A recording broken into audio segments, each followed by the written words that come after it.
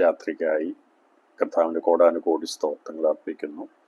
2026 April മാസം 29-ാം തീയതി വെളിപ്പാട് പുസ്തക പഠന പരമ്പരയുടെ 97-ാമത്തെ ക്ലാസ്സിലേക്ക് യേശുക്രിസ്തുവിൻ്റെ ധന്യ നാമത്തിൽ ഏവരെയും വന്ദനം ചൊല്ലുന്നു.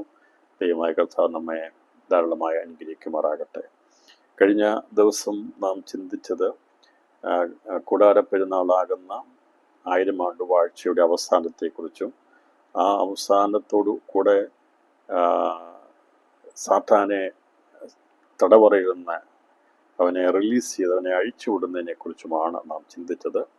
അപ്പോൾ ആ അഴിച്ചുവിടുന്ന ദിവസങ്ങൾക്ക് ഉള്ളിൽ സാത്താൻ പരക്കെ ഭൂമിയിൽ ചെന്ന് അവൻ ഭൂമിയുടെ 4 ദിക്കിലുമുള്ള ഗോഗ് മാഗോഗ് ജാതികളെ ദൈവത്തോടുള്ള യുദ്ധത്തിനായി കൂട്ടി വരുത്തുന്നു എന്നാണ് കഴിഞ്ഞ ദിവസം നമ്മൾ ചിന്തിച്ചത്.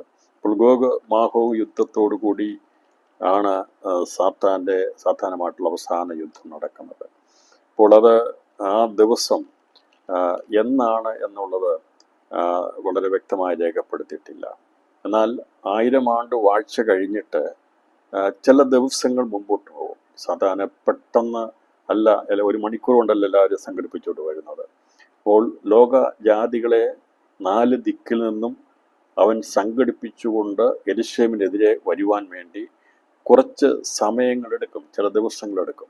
അപ്പോൾ ആ ഒരു ദിവസത്തിലാണ് കർത്താവിൻ്റെ ദിവസം കള്ളനെ പോലെ പ്രത്യക്ഷപ്പെടുന്നത്. അപ്പോൾ കള്ളനെ പോലെ പ്രത്യക്ഷപ്പെടും എന്നുള്ളതിൻ്റെ തെളിവ് നമുക്ക് 2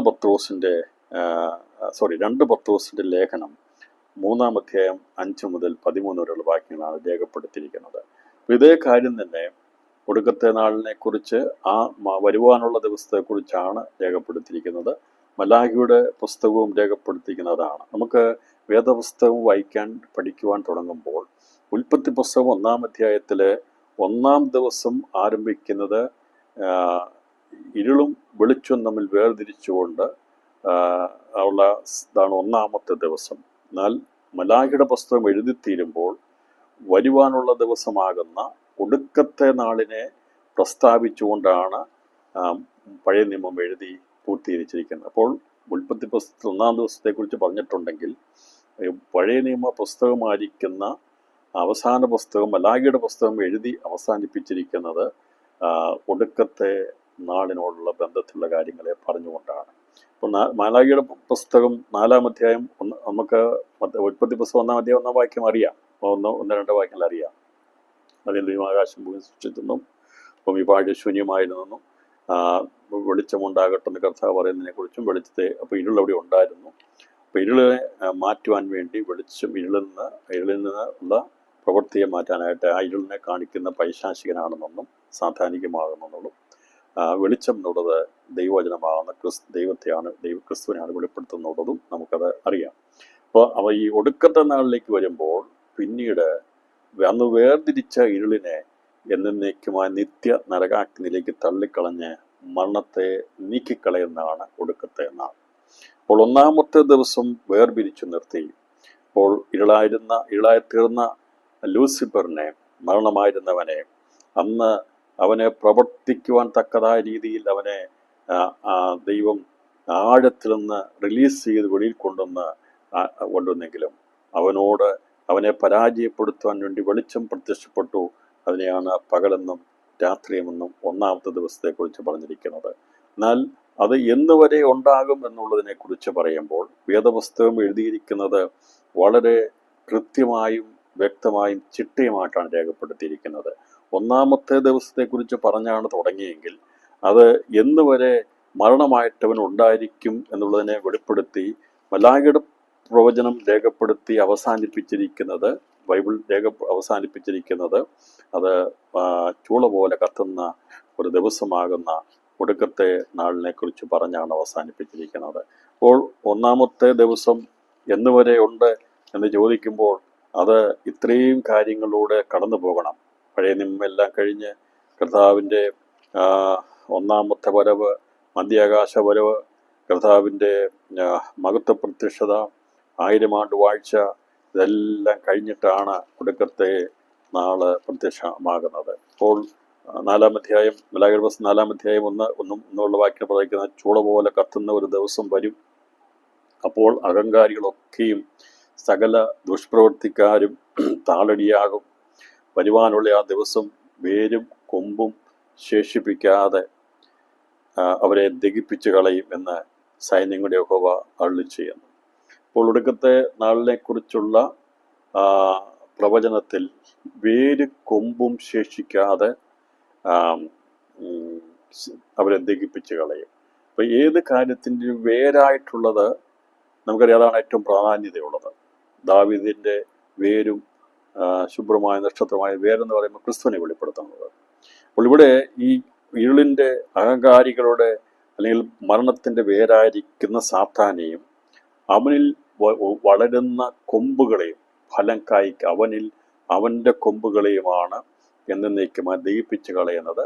അതെന്നാണ് സംഭവിക്കുന്നതെന്ന് ചോദിക്കുമ്പോൾ ആ ദിവസമെന്നാണ് ഇവിടെ പറഞ്ഞിരിക്കുന്നെങ്കിൽ അത് ഒടുക്കത്തെ നാളാകുന്നു എന്നുള്ളത് നമ്മൾ വചനത്തിന്റെ അടിസ്ഥാനത്തിലാണ് അതിനെ തെളിയിക്കാൻ പോകുന്നത്. ഇപ്പം ഇവിടെ വെളിപ്പാട് പുസ്തകത്തിലെങ്ങും അത് പ്രത്യേകമായിട്ട് രേഖപ്പെടുത്തിയിട്ടില്ല. എന്നാൽ ചൂള പോലെ കത്തുന്ന ഒരു ദിവസം വരും. അപ്പോൾ അഹങ്കാരികളൊക്കെയും സകല ദുഷ്പ്രവൃത്തിക്കാരും തലടിയാകും. വരുവാനുള്ള ആ ദിവസം വേര് കൊമ്പും ശേഷിപ്പിക്കാതെ അവരെ ദഹിപ്പിച്ചു കളയുമെന്ന് സൈനികർ. അപ്പൊ ഈ വരുവാനുള്ള ദിവസം ഇത് വരാനുള്ളതാണ്. അതുകൊണ്ടാണ് അതിനെ പ്രത്യക്ഷമാകുന്ന ദിവസം എന്ന് പറഞ്ഞിരിക്കുന്നത്. അത് എങ്ങനെ പ്രത്യക്ഷമാകും എന്നതിനെക്കുറിച്ച് പത്രോസ് അപ്പോസ്തലൻ അതേക്കുറിച്ച് രേഖപ്പെടുത്തിയിട്ടുണ്ട്. അന്ന് എന്തൊക്കെ സംഭവിക്കും എന്നുള്ളത് അദ്ദേഹം രേഖപ്പെടുത്തുന്നു. അപ്പോൾ അത് ഒടുക്കത്തെ നാളാകുന്നു എന്നുള്ളത് കർത്താവായ യേശു ക്രിസ്തു വളരെ വ്യക്തമായി രേഖപ്പെടുത്തിയിട്ടുണ്ട്.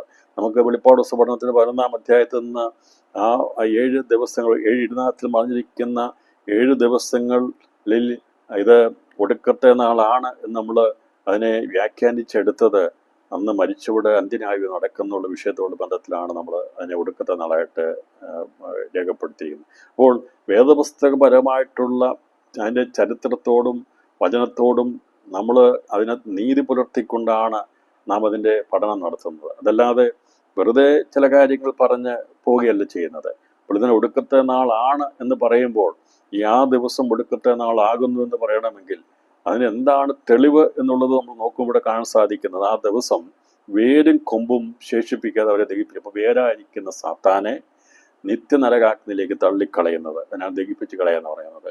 അതുപോലെ തന്നെ കൊമ്പ് ദുഷ്ടന്മാരെ ഇല്ലാതാക്കി കളയുന്നത്, അതേക്കുറിച്ച് പറയുന്നത്. എന്നാൽ തുറന്നു വയ്ക്കുന്നത് നിങ്ങൾക്കോ ഞാൻ കാര്യം തുറന്നു വയ്ക്കുന്ന ദുഷ്ടന്മാർ നിങ്ങളുടെ കാര്യം കീഴ് വെണ്ണീരായിരിക്കൊണ്ട് നിങ്ങൾ അവരെ ചവിട്ടിക്കളയുന്ന സൈന്യങ്ങളുടെ യഹോവ അരുളി ചെയ്യുന്നു. അപ്പോൾ അതിനുശേഷമായി 2-ാം വാക്യത്തിൽ പറയുന്നത്, എൻ്റെ നാമത്തെ ഭയപ്പെടുന്ന നിങ്ങൾക്കോ നീതി സൂര്യൻ തൻ്റെ ചെറിയൻ കീഴിൽ രോഗശാന്തിയോട് ഉദിക്കും. നിങ്ങളും പുറപ്പെട്ട് തൊഴുത്തിൽ നിന്ന് വരുന്ന പശുക്കിടാക്കൾ പോലെ അത് നിത്യജീവനിലേക്ക് പ്രവേശിക്കപ്പെടുന്നവരെ കുറിച്ചാണ് മലാഖിയുടെ പുസ്തകത്തിൽ 1-ാം അധ്യായം 2-ാം വാക്യത്തിൽ പറഞ്ഞിരിക്കുന്നത്. അപ്പോൾ 1-ാം വാക്യത്തിൽ പറഞ്ഞിരിക്കുന്നത് മലാഖിയുടെ പുസ്തകം 4-ാം അധ്യായം 1-ാം വാക്യത്തിൽ പറഞ്ഞിരിക്കുന്നത് വേരാകുന്ന സാത്താനും അവനോട് ശേഷിച്ചിരിക്കുന്ന സകലരെയും ദൈവം നിത്യനരകാഗ്നിയിലേക്ക് തള്ളിക്കളയുന്നത് ആ വരുവാനുള്ള ദിവസത്തിലാണ്. അത് ഒടുക്കത്തെ നാളാകുന്നു എന്നുള്ളത് നമുക്ക് വചനത്തിന്റെ വ്യാഖ്യാനത്തിലൂടെ മനസ്സിലാക്കിയെടുക്കാൻ സാധിക്കും. 4-ാം അധ്യായം 2-ാം വാക്യത്തിൽ പറഞ്ഞിരിക്കുന്നത് നിങ്ങൾക്കോ എന്ന് പറഞ്ഞാൽ നീതി സൂര്യൻ തന്റെ ചെറിയ കീഴിൽ രോഗോപശാന്തിയോടെ ഉദിക്കും. അത് നിങ്ങളും പുറപ്പെട്ട തൊഴുത്തിൽ നിന്ന് വരുന്ന പശുക്കിടാക്കളെ പോലെ തുള്ളിച്ചാടും. മരിച്ചവരിൽ നിന്ന് നിത്യജീവനിലേക്കുള്ളവർ അവര് തൊഴുത്തിൽ നിന്ന് വരുന്ന പശുക്കളെ പോലെ തുള്ളിച്ചാടും. അവർ നിത്യതയ്ക്ക് വേണ്ടി, നിത്യജീവന് വേണ്ടി ഉള്ളവരും വെളിപ്പെട്ടു വരുന്നത് അന്നാണ്. അപ്പോൾ 1000 ആണ്ട് വാഴ്ച കഴിഞ്ഞിട്ട് ആകാശവും ഭൂമിയും കത്തിയഴിയപ്പെട്ട് കഴിഞ്ഞാൽ പുതിയ ആകാശ പുതിയ ഭൂമിയിലേക്ക് നിത്യജീവനോട് കൂടെ ആ പുതിയ ആകാശ പുതിയ ഭൂമിയാകുന്ന പ്രാകാരത്തിൽ വസിക്കാൻ വേണ്ടി പ്രവേശിക്കുന്ന മനുഷ്യരായിരിക്കുന്ന അഥവാ ദൂതതുല്യരായിരിക്കുന്ന മനുഷ്യർ അവര് ഈ ഒടുക്കത്തെ നാളിലാണ് പുനരുത്ഥാനം പ്രാപിച്ചു വരുന്നത് എന്നുള്ളതും ഇവിടെ ഈ മലാഖിയുടെ 4-ാം അധ്യായം 1-2 വാക്യങ്ങളെ നമ്മൾ വ്യാഖ്യാനിക്കുമ്പോൾ നമുക്ക് മനസ്സിലാക്കാൻ സാധിക്കുന്നു.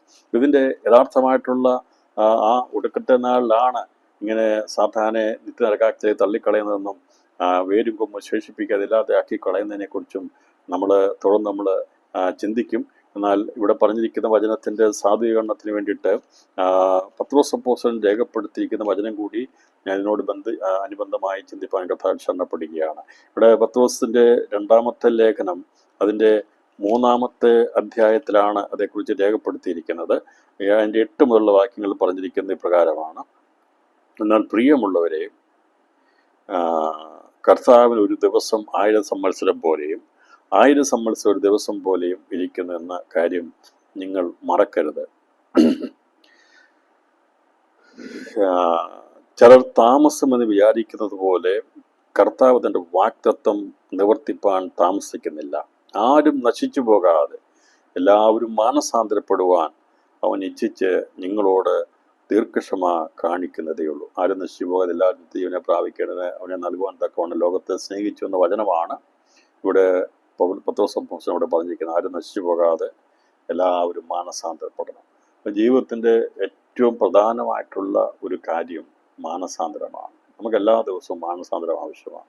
നമ്മളെക്കുറിച്ച് തന്നെ നമ്മൾ സ്വയം ശോധന ചെയ്യണം. നമ്മൾ കാല് കഴുകാറില്ലേ, മുഖം കഴുകാറില്ലേ, കുളിക്കാറില്ലേ, പല്ല് തേക്കാറില്ലേ, നമ്മളെ തന്നെ ജഡീയ ശക്തി വരുത്താറില്ലേ? ഉണ്ടല്ലോ. പക്ഷെ പലപ്പോഴും നമ്മുടെ അകത്തടിഞ്ഞുകൂടുന്ന തെറ്റായിട്ടുള്ള ചിന്തകളെയും മാലിന്യങ്ങളെയും നമ്മൾ പലപ്പോഴും ക്ലീൻ ചെയ്യാറില്ല. അപ്പം അതുകൊണ്ട് മാനസാന്തരം എല്ലാ ദിവസവും വചനമാകുന്ന കണ്ണാടിയുടെ മുമ്പിൽ നമ്മളെ തന്നെ ചിന്തിക്കുന്നത്, ഞാൻ ആരാകുന്നു, ഞാൻ ഇന്നത്തെ എൻ്റെ പ്രവൃത്തികൾ, എൻ്റെ ചിന്തകൾ, എൻ്റെ ചെയ്തികൾ, എൻ്റെ വാക്കുകൾ, എൻ്റെ പ്രവൃത്തികൾ അത് ദൈവത്തിന് പ്രസാദമായിരുന്നോ എന്നുള്ളത് എല്ലാ ദിവസവും സ്വയശോധന ചെയ്യുന്നത് ഏറ്റവും നല്ലതായിരിക്കും. മറ്റാരുമെന്ന് പറഞ്ഞിട്ടല്ല. അങ്ങനെ ക്രിസ്തു നമ്മളിൽ ഉണ്ട് എന്ന് നമുക്ക് ഉറപ്പുണ്ടെങ്കിൽ കുരിന്ത്യർ പറയുന്നത് നാം കൊള്ളാകുന്നവരാകുന്നതാണ്.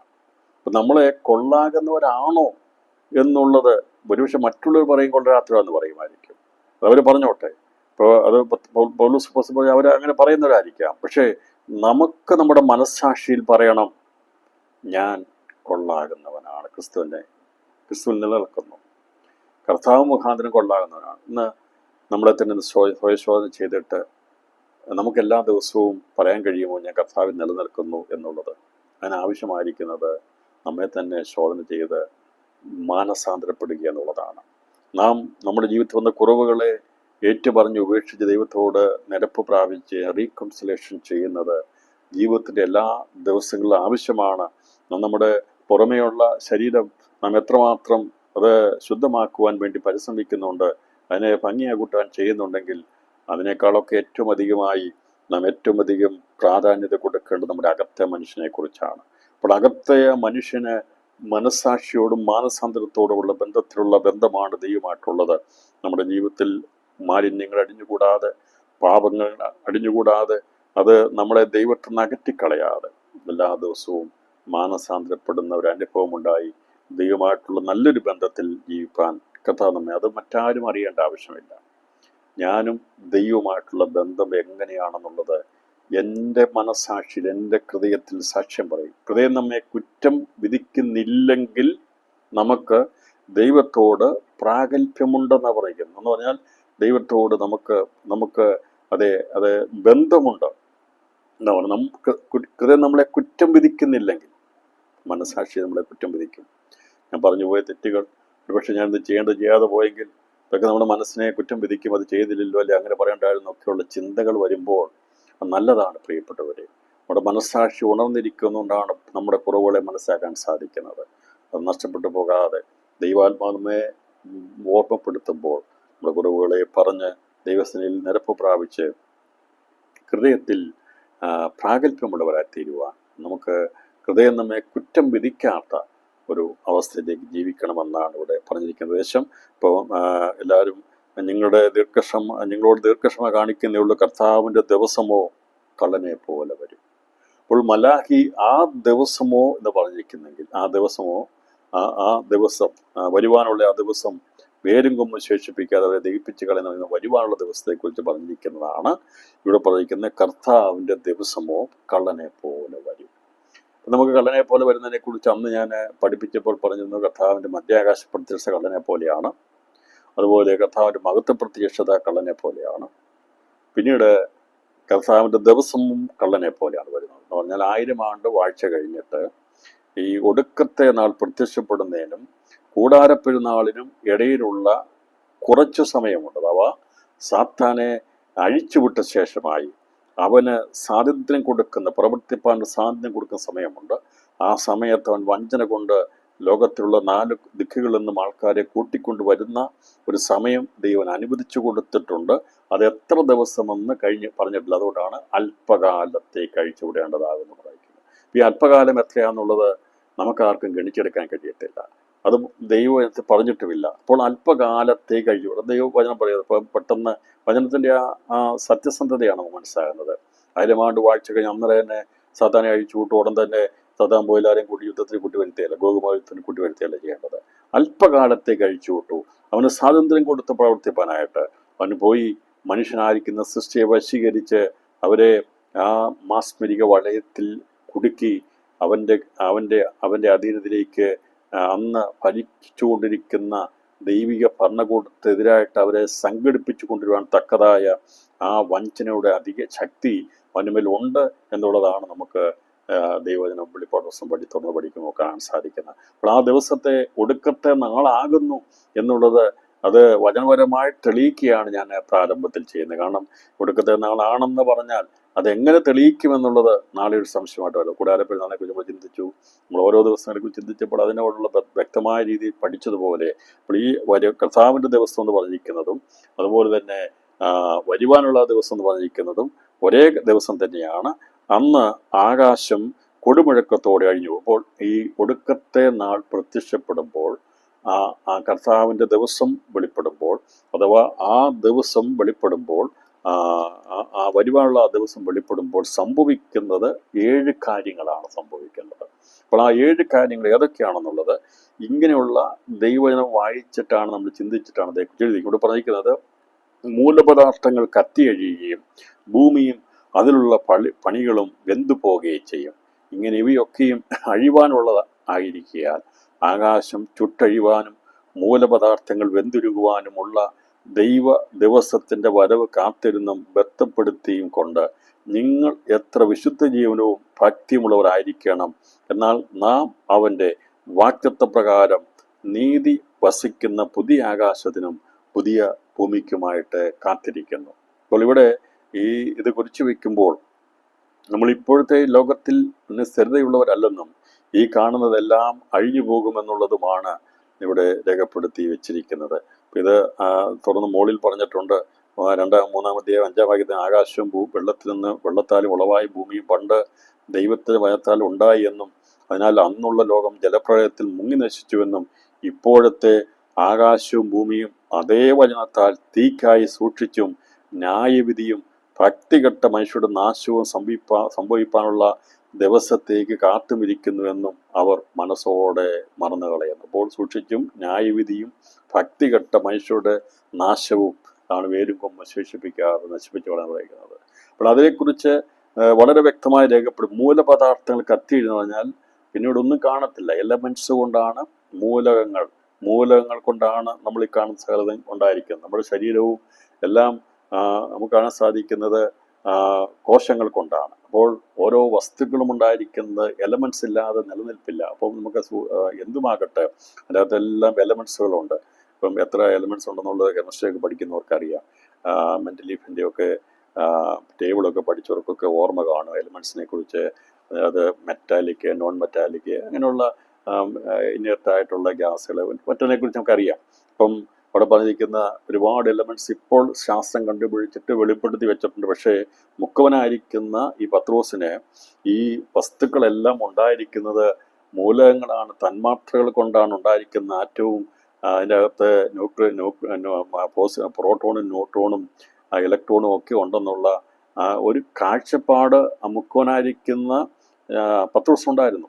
അപ്പോൾ ദൈവത്തിൻ്റെ ദാസന്മാർക്ക് അതിനുള്ള കാഴ്ചപ്പാടുകൊണ്ട് പറഞ്ഞ മൂലപദാർത്ഥങ്ങൾ കത്തിയഴിയുമെന്ന് ഞാൻ പറഞ്ഞു. ഇന്നത്തെ ഒരു 100-150 വർഷം മുമ്പുള്ള പഠനമാണ് മൂലകങ്ങളെക്കുറിച്ചും എലമെന്റ്സിനെ കുറിച്ചും ഒക്കെയുള്ള മെന്റലീഫിൻ്റെ ടേബിളൊക്കെ കൊണ്ട് ഞാൻ പണ്ട് പഠിച്ചത് ഇപ്പോൾ ഓർക്കുന്നത്. അപ്പം അങ്ങനെയുള്ള കെമിസ്ട്രിയിലൊക്കെ പഠിച്ച കാര്യങ്ങളൊക്കെ ഓർക്കുമ്പോൾ 100-105 എലമെന്റ്സിനെ കുറിച്ചാണ് എനിക്ക് ഓർമ്മയുള്ളത്. എത്രയാണെന്ന് എനിക്ക് എക്സാക്റ്റ് അറിയത്തില്ല. ഇപ്പോൾ കൂടിയിട്ടുണ്ടോ കുറഞ്ഞിട്ടുണ്ടോ എന്ന് എനിക്ക് അറിയത്തില്ല. ഏകദേശം 105 ആണോ 4 ആണോ എനിക്കറിയത്തില്ല, ഞാൻ അതേക്കുറിച്ച് ചിന്തിച്ചില്ല, എനിക്കറിയത്തില്ല. ഞാൻ അതേക്കുറിച്ച് ആർക്കും വേണേൽ കണ്ടുപിടിക്കാം. ഞങ്ങൾ നെറ്റിൽ സെർച്ച് ചെയ്താൽ മതി. ഇപ്പോൾ എലമെൻറ്റ്സ് അത്ര ഉണ്ടോ കണ്ടുപിടിക്കാം. വളരെ സിമ്പിളാണ്, നമുക്ക് ഏതും കണ്ടുപിടിക്കാൻ സാധിക്കും. അപ്പോൾ പണ്ട് പഠിച്ച ഓർമ്മ വെച്ചാണ് ഞാൻ പറയുന്നത്. അപ്പോൾ അന്ന് ഈ പറയുന്ന 2000 വർഷം മുമ്പ് അദ്ദേഹം വചനം എഴുതുന്ന സമയത്ത്, ലേഖനം എഴുതുമ്പോൾ ഇത് അദ്ദേഹത്തിന്റെ മനോമുഖരത്തിൽ ദൈവം കൊടുത്തിരുന്നു. ഈ പറയുന്ന എലമെന്റ്സ് ആയിട്ടുള്ള വസ്തുക്കളെല്ലാം കത്തി എഴുതുന്നത്. പറഞ്ഞാൽ ഇവിടെ കാണുന്ന എല്ലാം തന്മാത്ര അല്ലെങ്കിൽ ആറ്റം കൊണ്ടൊക്കെ നിർമ്മിക്കപ്പെട്ടതാണ്. ഇതെല്ലാം നശിച്ചു പോകും, ഇല്ലാതായി തീരും എന്നാണ് പറയുന്നത്. കത്തി എഴുകുകയും ഭൂമിയും അതിലെ പണികളും വെന്തു പോവുകയും ചെയ്യും. ഭൂമിയും അതിലെ പണികളും, ഭൂമിയും അതിലെ പണി. ദൈവം ഭൂമിയെ സൃഷ്ടിച്ചപ്പോൾ അതിലൊന്നും പടർന്നിരുന്നില്ല. ദൈവം സൃഷ്ടിച്ചതൊക്കെ, ദൈവത്തിന്റെ സൃഷ്ടിയായ മനുഷ്യനെയാണ് ദൈവം സൃഷ്ടിച്ചത്. ആകാശത്തെ ഭൂമിയെ സൃഷ്ടിച്ചു, ഈ കാണുന്ന പ്രപഞ്ചത്തെ ദൈവം സൃഷ്ടിച്ചെന്നാൽ മനുഷ്യനുണ്ടാക്കി വെച്ചിരിക്കുന്ന പണികൾ ഒരുപാടുണ്ട്. അപ്പൊ അതൊക്കെ വെന്തു പോകും, നിലനിൽക്കത്തില്ല. ഭൂമി അതിലെ പണികളും വെന്തു പോകും.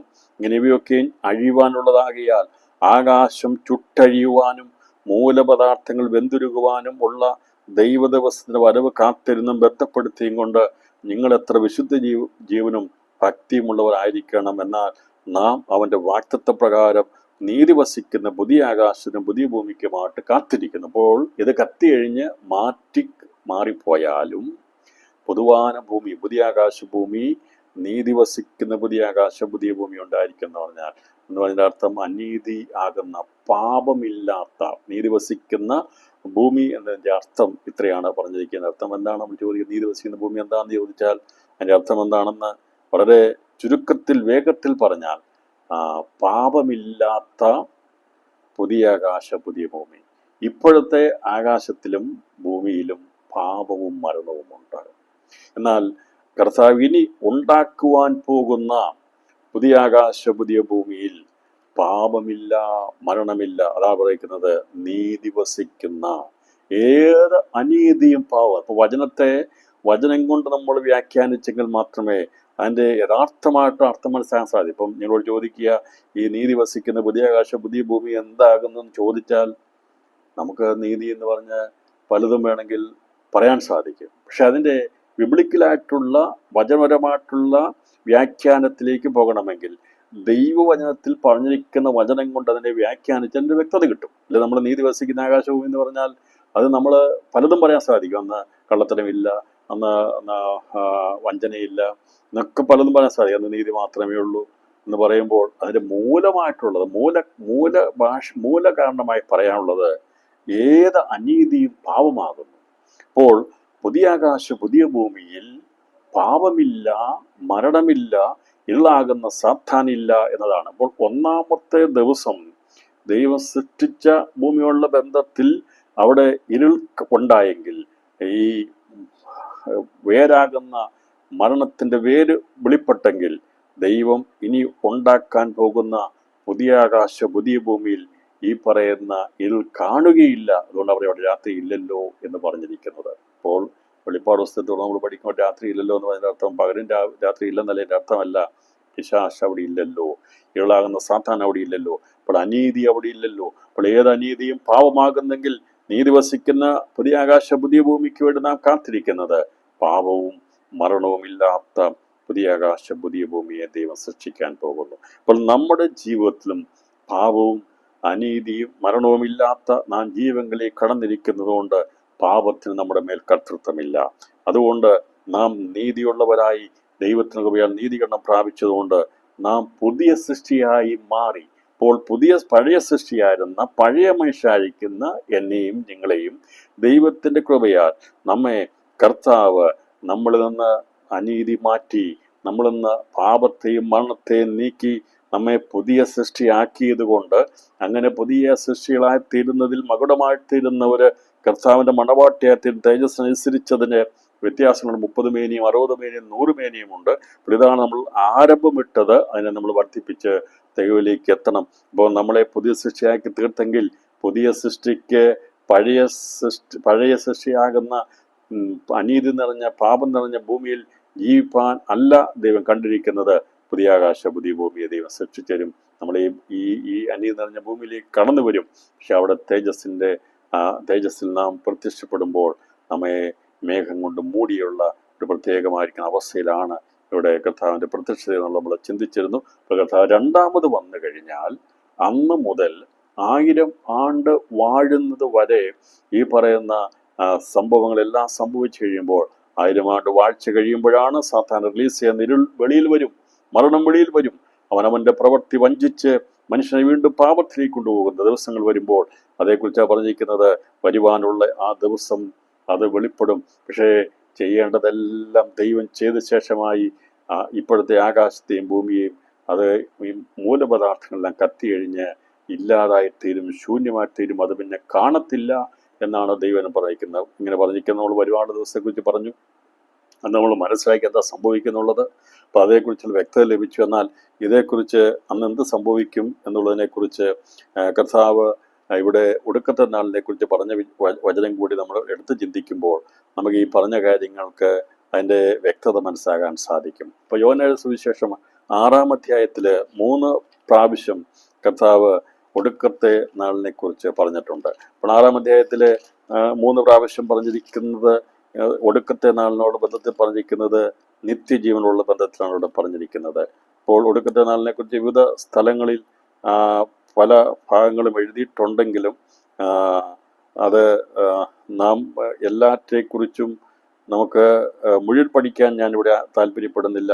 എന്നാൽ ഒടുക്കത്തെ നാളിനെ കുറിച്ച് പറഞ്ഞിരിക്കുന്ന പ്രധാന ഉദ്ദേശം കർത്താവ് പറഞ്ഞിരിക്കുക എന്താണെന്നുള്ളത് എൻ്റെ 6-ാം അധ്യായം 39-ാമത്തെ വാക്യം വായിക്കുന്നു. അവൻ എനിക്ക് തന്നതിലൊന്നും ഞാൻ കളയാതെ എല്ലാം ഒടുക്കത്തെ നാളിൽ ഉയർത്തെഴുന്നേൽപ്പിക്കണമെന്നാകുന്നു എന്നെ അയച്ചവൻ്റെ ഇഷ്ടം. അപ്പോൾ ഒടുക്കത്തെ നാളിൽ ഉയർത്തെഴുന്നേൽക്കേണ്ടവരുണ്ട്. അന്ന് നടക്കുന്ന പുനരുത്ഥാനമുണ്ട്. ഒടുക്കത്തെ നാളിൽ ഞാൻ പുനരുത്ഥാനം എന്നാണ് പറയുന്നത്. അപ്പം അത് ആരാണെന്നുള്ളത് നമ്മൾ തുടർന്ന് നമ്മൾ ചിന്തിക്കുന്നതായിരിക്കും. അതിൻ്റെ 44-ാം വാക്യത്തിൽ പിറുപിറുക്കേണ്ട, എന്നെ അയച്ച പിതാവ് ആകർഷിച്ചിട്ടല്ലാതെ ആർക്കും എൻ്റെ അടുക്കൽ വരുവാൻ കഴിയുകയില്ല. ഞാൻ ഒടുക്കത്തെ നാളിൽ അവനെ ഉയർത്തെഴുന്നേൽപ്പിക്കും എന്നാണ് പറഞ്ഞിരിക്കുന്നത്. അപ്പോൾ ഒടുക്കത്തെ നാളിൽ ഉയർത്തെഴുന്നേൽക്കുന്നവരുണ്ട്. അത് നിത്യജീവന യോഗ്യതയുള്ളവരാണ് എന്നുള്ളതാണ് ഇവിടെ വചനം പറയുന്നത്. അതിൻ്റെ 54-ാം വാക്യം വായിക്കുമ്പോൾ ഒന്നുകൂടി വളരെ വ്യക്തമായിരിക്കും. എൻ്റെ മാംസം തിന്നുകയും എൻ്റെ രക്തം കുടിക്കുകയും ചെയ്യുന്നവൻ നിത്യജീവനുണ്ട്. ഞാൻ ഒടുക്കത്തെ നാളിൽ അവനെ ഉയർത്തെഴുന്നേൽപ്പിക്കും. ഈ പറഞ്ഞിരിക്കുന്ന കാര്യങ്ങൾ ഒന്ന് അണ്ടർലൈൻ ചെയ്ത് മനസ്സിൽ വെക്കണം പ്രിയപ്പെട്ടവരെ. നമ്മൾ പലപ്പോഴും ഈ മതസ്ഥരായിരിക്കുന്ന പലരുടെയും പ്രാർത്ഥനകളൊക്കെ കേൾക്കുമ്പോൾ അവർക്ക് എൻ്റെ മാംസം തിന്നുകയും എൻ്റെ രക്തം കുടിക്കുകയും ചെയ്യുന്നവന് നിത്യജീവനുണ്ട് എന്ന് പറഞ്ഞുകൊണ്ട് അവർ വളരെ പ്രാധാന്യത കൊടുക്കുന്നുണ്ട്. അവർക്ക് ഇടത്തും വലത്തും നിൽക്കുന്നതിനെക്കുറിച്ചുള്ളതും ഈ നിത്യജീവനെക്കുറിച്ചുള്ള കാഴ്ചപ്പാടിന് ഒരു അംശം മാത്രമേ ഉള്ളൂ.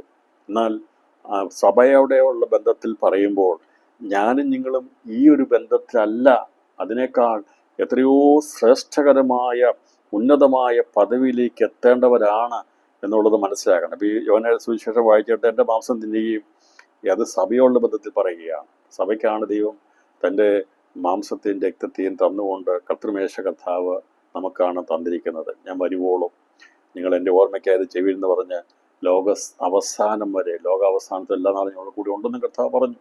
അപ്പോൾ ദൈവസഭയുടെ ശേഷിപ്പിലുള്ളവർ നിത്യജീവനുള്ളവരുണ്ട് എന്നുള്ളത് നമുക്കിവിടെ മനസ്സിലാപ്പോൾ ഇവരെന്നാണ് പുനരുത്ഥാനം പ്രാപിക്കുന്നത്? എല്ലാവരും പറയുന്നത് കർത്താവ് വരുമ്പോൾ, വളരെ ശ്രദ്ധിക്കണം, കർത്താവ് മധ്യാകാശത്ത് വരുമ്പോൾ രക്ഷിക്കപ്പെടുന്ന എല്ലാവരും സ്വർഗ്ഗത്തിലേക്ക് പറന്നുയരുമെന്ന് പഠിപ്പിക്കുക. പക്ഷേ അതിൻ്റെ പൊള്ളത്തരം മനസ്സിലാകണമെങ്കിൽ ഒടുക്കത്തെ നാളിലെ പുനരുത്ഥാനത്തെക്കുറിച്ചുള്ള കാഴ്ചപ്പാടുണ്ടാകണം. അപ്പം അതുകൊണ്ട് കർത്താവിൻ്റെ മധ്യാകാശ പ്രത്യക്ഷതയിൽ രക്ഷിക്കപ്പെട്ട് നിൽക്കുന്ന എല്ലാവരും കർത്താവിൻ്റെ വാചകത്തിൽ എടുക്കപ്പെടത്തില്ല. കാരണം ഇവിടെ പറഞ്ഞിരിക്കുന്നു, എൻ്റെ മാംസം തിന്നുകയും എൻ്റെ രക്തം കുടിക്കുകയും ചെയ്യുന്നവന് നിത്യജീവനുണ്ട്. ഞാൻ ഒടുക്കത്തെ നാളിൽ അവനെ ഉയർത്തെഴുന്നേൽപ്പിക്കും. ഏതായാലും യേശു ക്രിസ്തുവിൻ്റെ മാംസരക്തമുള്ള ബന്ധം സഭയുള്ള ബന്ധത്തിൽ പറഞ്ഞിരിക്കുന്നത് രക്ഷിക്കപ്പെട്ടു, സ്നാനപ്പെട്ടു, കർത്തൃമേശ അനുഭവിക്കുന്നു എന്നതുകൊണ്ട് കർത്താവിൻ്റെ വരവെങ്കിൽ എടുക്കപ്പെടത്തില്ല. മരിച്ചു കഴിഞ്ഞാൽ ആ 30 മേനിയുടെ വിളവാണെങ്കിൽ ശിശുക്കൾക്ക് തുല്യമായിരിക്കും. അങ്ങനെയുള്ള ഒരു മണവാട്ടി സഭയിൽ വരത്തില്ല. ക്രിസ്തുവിൻ്റെ തലയോളം വളരുന്നവർ മാത്രമേ കർത്താവിൻ്റെ മധ്യാകാശ വരവെങ്കിൽ എടുക്കപ്പെടുകയുള്ളൂ എന്നുള്ളത് വചനപരമായ സത്യമാകുന്നുവെന്ന് ഇന്ന് രാത്രിയിൽ ഈ 6-ാം അധ്യായം 54-ാം വാക്യത്തെ അധികരിച്ചും അടിസ്ഥാനപ്പെടുത്തിയും ഞാൻ വളരെ ശക്തമായി പഠിപ്പിക്കുകയാണ്. കാരണം പ്രിയപ്പെട്ടവരെ, തെറ്റിദ്ധരിച്ചും വഞ്ചിച്ചും പോകരുത്. ഞാൻ പലരും പറയുന്നത് കേട്ടിരിക്കുന്നത് കർത്താവ് വരുമ്പോൾ ഇവിടുന്ന് എല്ലാവരെയും കൊണ്ടുപോകുമെന്ന്. ആരെല്ലാം രക്ഷിക്കപ്പെട്ട് സ്ഥാനപ്പെട്ട് നിൽക്കുന്നുവോ, ആരെല്ലാം കർത്തൃമേശ അനുഭവിക്കുന്നുവോ, അല്ലെങ്കിൽ യേശുവിനെ കൈപൊക്കി സ്വീകരിച്ചോ, രക്ഷിക്കപ്പെട്ട എല്ലാവരെയും കൂടെ കൂടും കുടക്കയും എടുത്ത് കൊണ്ടുപോകുമെന്ന് പഠിപ്പിക്കലാണ് ഇന്ന് നിൽക്കുന്നെങ്കിൽ അതങ്ങനെ അല്ല എന്നുള്ളത് ദൈവവചനത്തിന്റെ അടിസ്ഥാനത്തിൽ ഞാൻ വളരെ ഉറപ്പിച്ചും തറപ്പിച്ചും വ്യക്തമാക്കിയും പഠിപ്പിക്കുന്നു. ഇങ്ങനെയാണെങ്കിൽ കർത്താവ് പറഞ്ഞല്ലോ, അവനെ ഞാൻ ഒടുക്കത്തെ നാളിൽ അവനെ ഉയർത്തെഴുന്നേൽപ്പിക്കുന്നു പറയുമ്പോൾ കർത്തൃമേശ അനുഭവിച്ച് നിൽക്കുന്ന സഭയുടെ പ്രിയപ്പെട്ടവർ അത് 30 മേനി അളവിലാണ് ഒരു പുതിയ സൃഷ്ടിയായി തിരിഞ്ഞ് ശിശുവിനെ പോലെ ആയിട്ടേ ഉള്ളുവെങ്കിൽ ആരും പ്രതീക്ഷിച്ചിരിക്കരുത് കർത്താവിന്റെ കാഹളം ധ്വനിക്കുമ്പോൾ പോകാമെന്ന്. രാത്രി ഞാൻ വളരെ വ്യക്തമായി ഒന്നുകൂടി ഓർപ്പിക്കുകയാണ്. അപ്പോൾ അങ്ങനെയുള്ളവർ മരിച്ചാൽ അവരുടെ ആത്മാക്കളെ സമുദ്രത്തിലേക്കാണ് കൊണ്ടുപോയി ദൈവം പാർപ്പിക്കുന്നത്. അപ്പോൾ അതുകൊണ്ടാണ് നമ്മൾ തുറന്നു പഠിക്കുമ്പോൾ ഒടുക്കത്തെ നാളിലെ പുനരുത്ഥാനത്തെക്കുറിച്ച് പഠിക്കുമ്പോൾ ഈ നിത്യജീവനോടുള്ള ബന്ധത്തിലുള്ള 30 മേനി ആരാകുന്നു എന്നുള്ളത് മനസ്സിലാകണം. ഇവർക്ക് ലഭിക്കുന്ന തേജസ് കൊരിന്ത്യർ ലേഖനം 15-ാം അധ്യായത്തെ ബന്ധത്തെ പഠിക്കുമ്പോൾ ഭൗമിക തേജസ്സാണ് ലഭിക്കുന്നത്. ഭൗമിക തേജസ് എന്ന് പറഞ്ഞാൽ ഭൂമിയിൽ, പൊതുവാന ഭൂമിയിൽ ജീവിക്കാനുള്ള തേജസ്സാണ്. ഒടുക്കത്തെ നാളിലെ പുനരുത്ഥാനത്തിൽ ലോകോപശാന്തിയോടെ തുള്ളിച്ചാടി വരുന്ന പശുത്തൊട്ടിരുന്ന് തുള്ളിച്ചാടി വരുന്ന പശുക്കളെ പോലെ ചാടി വരുന്നവർക്ക് ലഭിക്കുന്ന തേജസ് അത് 30% തേജസ്സാണ്. അവർ ഭൗമിക തേജസ്സാണ്. അവർ ദൈവകൃപയിലേക്ക്, പുതുവാന ഭൂമിയിലേക്ക്, പ്രാഹാരത്തിലേക്കാണ് അവര് പ്രവേശിക്കപ്പെടുന്നത്. അതുകൊണ്ടാണ് കർത്താവ് ഒടുക്കത്തെ നാളിനെ കുറിച്ച് വളരെ വ്യക്തമായി പറഞ്ഞ് ഒടുക്കത്തെ നാളിലെ പുനരുത്ഥാനത്തെക്കുറിച്ച്. ഇപ്പോൾ ഒടുക്കത്തെ നാളെന്നുള്ളത് ഈ പറയുന്ന ഒടുക്കത്തെ നാളിലെ പുനരുത്ഥാനം നടക്കുന്ന ദിവസമാണല്ലോ. നിത്യജീവനുള്ളവരെ അന്ന് പുനരുത്ഥാനം പ്രാപിക്കുന്ന ദിവസമാണല്ലോ. കല്ലറകളിൽ ഉള്ളവരെല്ലാവരും പുനരുത്ഥാനം പ്രാപിക്കുന്നത് എന്നാകുന്നു എന്നുള്ളത് വളരെ വ്യക്തമായി ഇവിടെയും രേഖപ്പെടുത്തിയിട്ടുണ്ട്. അപ്പോൾ യോഹന്നാൻ 5-ാം അധ്യായം അതിൻ്റെ 28-29 വാക്യങ്ങൾ തെളിവിനായി നമ്മുടെ ബുദ്ധി ഉപദേശത്തിനായി വായിക്കാം. രേഖപ്പെടുത്തി, ഇതിൽ ആശ്ചര്യപ്പെടരുത്, കല്ലറകളിൽ ഉള്ളവർ എല്ലാവരും അവന്റെ ശബ്ദം കേട്ട് നന്മ ചെയ്തവർ ജീവനായും തിന്മ ചെയ്തവർ ന്യായവിധിക്കായും പുനരുത്ഥാനം ചെയ്യുവാനുള്ള നാഴിക വരുന്നു എന്നാണ്.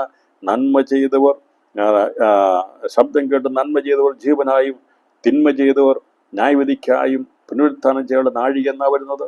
അപ്പം നന്മ ചെയ്തവർ ജീവനായും തിന്മ ചെയ്തവർ ന്യായവിധിക്കായും.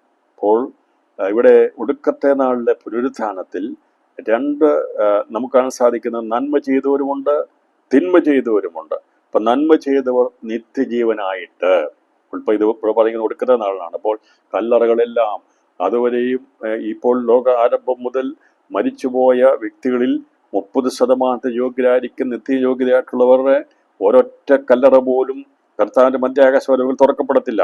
അതുകൊണ്ടാണ് അവർ പറയുന്നത് കല്ലറകൾ എല്ലാം തുറക്കപ്പെടുന്നില്ല. എല്ലാ കല്ലറകളും മരിച്ചുപോയവർ ആബാലവൃന്ദം വെളിപ്പെടുന്നത് ഒടുക്കത്തെ നാളിലെ പുനരുത്ഥാനമാണ്. അതേക്കുറിച്ചാണ് ഇവിടെ കർത്താവ് പറയുന്നത്. കല്ലറകളിൽ ഉള്ളവർ എല്ലാവരും അവന്റെ ശബ്ദം കേട്ട് നന്മ ചെയ്തവർ ജീവനായും തിന്മ ചെയ്തവർ ന്യായവിധിക്കായി പുനരുത്ഥാനം ചെയ്യുകയാണ്. ഇതുകൊണ്ടാണ് പൗലോസ് പറഞ്ഞത് എല്ലാ മനുഷ്യർക്കും ന്യായവിധിയുണ്ട് എന്ന് പറഞ്ഞിരിക്കുന്നത്. നീതിമാന്മാരുടെയും നീതികെട്ടവർക്കും പുനരുത്ഥാനം ഉണ്ടാകുമെന്ന് അപ്പോസ്തല പ്രവൃത്തി പറയാൻ കാരണം കർത്താവ് പറഞ്ഞ വചനത്തെ അതിനെ വ്യാഖ്യാനിച്ച് മനസ്സിലാക്കിയെടുത്തുകൊണ്ട്. ഞാൻ ഇത്രയും പറഞ്ഞു വന്നത് അതിന് മുമ്പ് പുനരുത്ഥാനങ്ങളെക്കുറിച്ചും ദൈവസഭയുടെ നിരകളെക്കുറിച്ചും ഒക്കെ പഠിപ്പിച്ചിട്ടുണ്ടെങ്കിലും ഇന്ന് വരെയും അതിനെ ഉൾക്കൊള്ളാത്ത അനേകർ ഇപ്പോഴും ഇതിനകത്തുണ്ടെന്ന് എനിക്കറിയാം. അത് രാത്രി പ്രിയപ്പെട്ട വചന പഠനത്തിൻ്റെ അവസാനത്തിലേക്ക് പോകുമ്പോൾ ഇതിൻ്റെ ഒന്നുകൂടി വെളിപ്പെടുത്തി ഇതിൻ്റെ സത്യാവസ്ഥ വെളിപ്പെടുത്തുവാൻ എന്നാൽ ആവോളം ഞാൻ പരിശ്രമിച്ചുകൊണ്ടിരിക്കുന്നതിന് വേണ്ടിയാണ്. കാരണം എല്ലാവരും പോകുന്നത് നിന്ന് വ്യത്യസ്തമായി പഠിപ്പിക്കുമ്പോൾ അതിന് പെട്ടെന്ന് സ്വീകാര്യത കാണത്തില്ലായിരിക്കാം.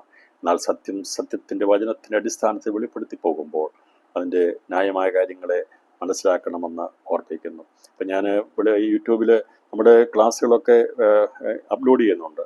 ദൈവത്തെ ഓർത്ത് നിങ്ങൾ ആരെങ്കിലുമൊക്കെ ഒന്ന് കാണുകയും അതിനെ ഒന്ന് ഞാൻ ഷെയർ ചെയ്യാനോ അല്ലെങ്കിൽ ലൈക്ക് അടിക്കാനൊന്നും പറയുന്നില്ല, അത് വേണം, എനിക്ക് അതിൽ നിന്നുള്ളൊന്നും കിട്ടണം. പക്ഷേ ഇത് കണ്ടിട്ട് ചില അഭിപ്രായം എഴുതി കല്യാണ നാളിൽ നടക്കേണ്ട, ഞാൻ പറഞ്ഞു ഭൂമിക്കുള്ളിൽ അറയിലാണെന്ന് പഠിപ്പിച്ചല്ലോ, അപ്പം അതിൻ്റെ ക്യാപ്ഷൻ കണ്ടിട്ടായിരിക്കും ഒരാൾ ഇങ്ങനെ എനിക്ക് എഴുതിയിട്ടുണ്ടായിരുന്നു, അത് എവിടെയാണെന്നാ വെച്ച് നടക്കട്ടെ, സംശയകരമായ കാര്യത്തെക്കുറിച്ച് നമ്മൾ പറയാതെ നന്നായി അങ്ങ് ജീവിച്ചാൽ പോരെ എന്നുള്ളത് എനിക്ക് ഞാൻ പറഞ്ഞു അത് അങ്ങനെ മതി എന്നും പറഞ്ഞു.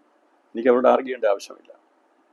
കല്യാണ സദ്യ സ്വർഗത്തിൽ നടക്കുന്നുള്ളതിനെ കുറിച്ചല്ല ഭൂമി വെച്ച് നടക്കുന്നുള്ളതും അത് ഭൂമിക്കുള്ളിൽ അറയിലാണെന്നും യശായാവ് 26-ാം അധ്യായം വെച്ചാൽ പഠിപ്പിച്ചത്. ക്രോധം കഴിയുവോളം അല്പസമയമോ നിങ്ങൾ അറയ്ക്കുള്ളിൽ വന്ന് കടന്ന് എന്ന് പറയാൻ പറഞ്ഞ വചനത്തെ വെച്ചാണ് നമ്മളത് പഠിപ്പിച്ചിരിക്കുന്നത്. അത് സത്യമായ വചനമാണ്. പക്ഷെ ആർഗ്യ ചെയ്യാൻ വന്നു കഴിഞ്ഞാൽ എനിക്ക് ആ സ്വഭാവമൊന്നുമില്ല. വിവിധ ചിലർ കാണുന്നുണ്ട്, ഈ ക്യാപ്ഷനൊക്കെ നോക്കി പലരും നോക്കുന്നുണ്ട്. നമ്മുടെ പ്രിയപ്പെട്ടവർ അത് അവഗണിച്ച് കളയരുത്.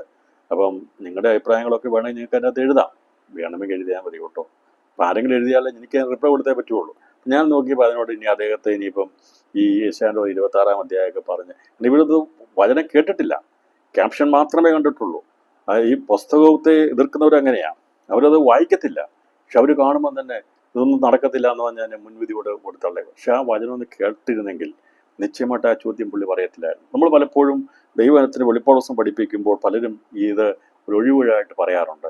ഇതൊന്നും നമ്മൾ പഠിക്കേണ്ട ആവശ്യമില്ല, നമ്മൾ നന്നായിട്ട് അങ്ങ് ജീവിച്ചാൽ മതി, നമ്മളെന്തിനാ ഇതിൻ്റെ പുറകെ പോകുന്നത്. പലരിനോട് പറഞ്ഞിട്ടുണ്ട്, പ്രിയപ്പെട്ടവരെ അങ്ങനെ നന്നായി ജീവിച്ചു, അത് മാത്രം മതി. പക്ഷേ ഇത് എഴുതി വെച്ചിരിക്കുന്നത് നമുക്ക് വേണ്ടിയല്ലേ, നമുക്ക് പഠിക്കാൻ മനസ്സിലാക്കാൻ വേണ്ടിയല്ലേ. നമുക്ക് വേണ്ടി അല്ലെങ്കിലും നമ്മുടെ കർത്താവ് വന്ന് മധ്യാകാശം വന്ന് പോയ ശേഷമായി ഒരു കൂട്ടം ആൾക്കാർ ഇവിടെ ഉണ്ടല്ലോ, അന്ന് അവർക്ക് പ്രയോജനപ്പെടാൻ വേണ്ടിയാണ് പഠിപ്പിക്കുന്നത്. ഒരുപക്ഷെ ഇന്ന് ഇത് കേൾക്കുന്ന എല്ലാവരും വളരെ തികവുള്ളവരും എടുക്കപ്പെടുന്നവരുമായിരിക്കാം. എനിക്ക് അവരോട് പറയാനില്ല, പ്രിയപ്പെട്ടു, നിങ്ങൾ കർത്താവ് കാഹളം നുരിക്കാൻ വേണ്ടി കാത്തിരിക്കുകയും കർത്താവ് വരുമ്പോൾ കാഹളം നുരിക്കുമ്പോൾ എല്ലാവരും എടുക്കപ്പെടുകയും ചെയ്തു കഴിഞ്ഞാൽ നിങ്ങൾക്കിത് ബാധ്യത ഉള്ളവരല്ല. കാരണം പിന്നെ കർത്താവ് അവരോട് വന്നാൽ മതി. പക്ഷെ എന്നാൽ ശേഷിച്ചു പോകുന്ന ഭൂമിയിൽ ശേഷിക്കുന്ന ഒരു ശേഷിപ്പുണ്ടാകും. അവർക്കെന്താണെന്നുള്ളത് മനസ്സിലാക്കിയെടുക്കാൻ വേണ്ടിയാണ് ഈ വചനങ്ങൾ കൂടുതലായി പഠിപ്പിക്കുന്നത്. അപ്പം അതുകൊണ്ട് എനിക്ക് അങ്ങനെയുള്ള ആർഗ്യുമെൻ്റ് ഒന്നുമില്ല. പക്ഷേ ഞാൻ പറഞ്ഞത് പലരും കാണുന്നുണ്ട്, വായിക്കുന്നുണ്ട്. കാരണം സ്വർഗത്തിൽ കല്യാണ സദ്യ നടത്തുന്നുള്ളത് എത്രയോ തെറ്റായിട്ടുള്ള പഠിപ്പീര. അവിടെ കോഴിയോ ആടിനെയോ ഒക്കെ അവിടെ അറുത്ത് അവിടെ ആഹാരം ഉണ്ടാക്കുമോ? ഒരിക്കലും സംഭവിക്കത്തില്ല. മധ്യാകാശത്തല്ല, അവിടെയല്ല എന്നുള്ളത് വളരെ വ്യക്തം. പക്ഷേ അദ്ദേഹം മുഴുവൻ കേട്ടിട്ടില്ല എനിക്കറിയാം.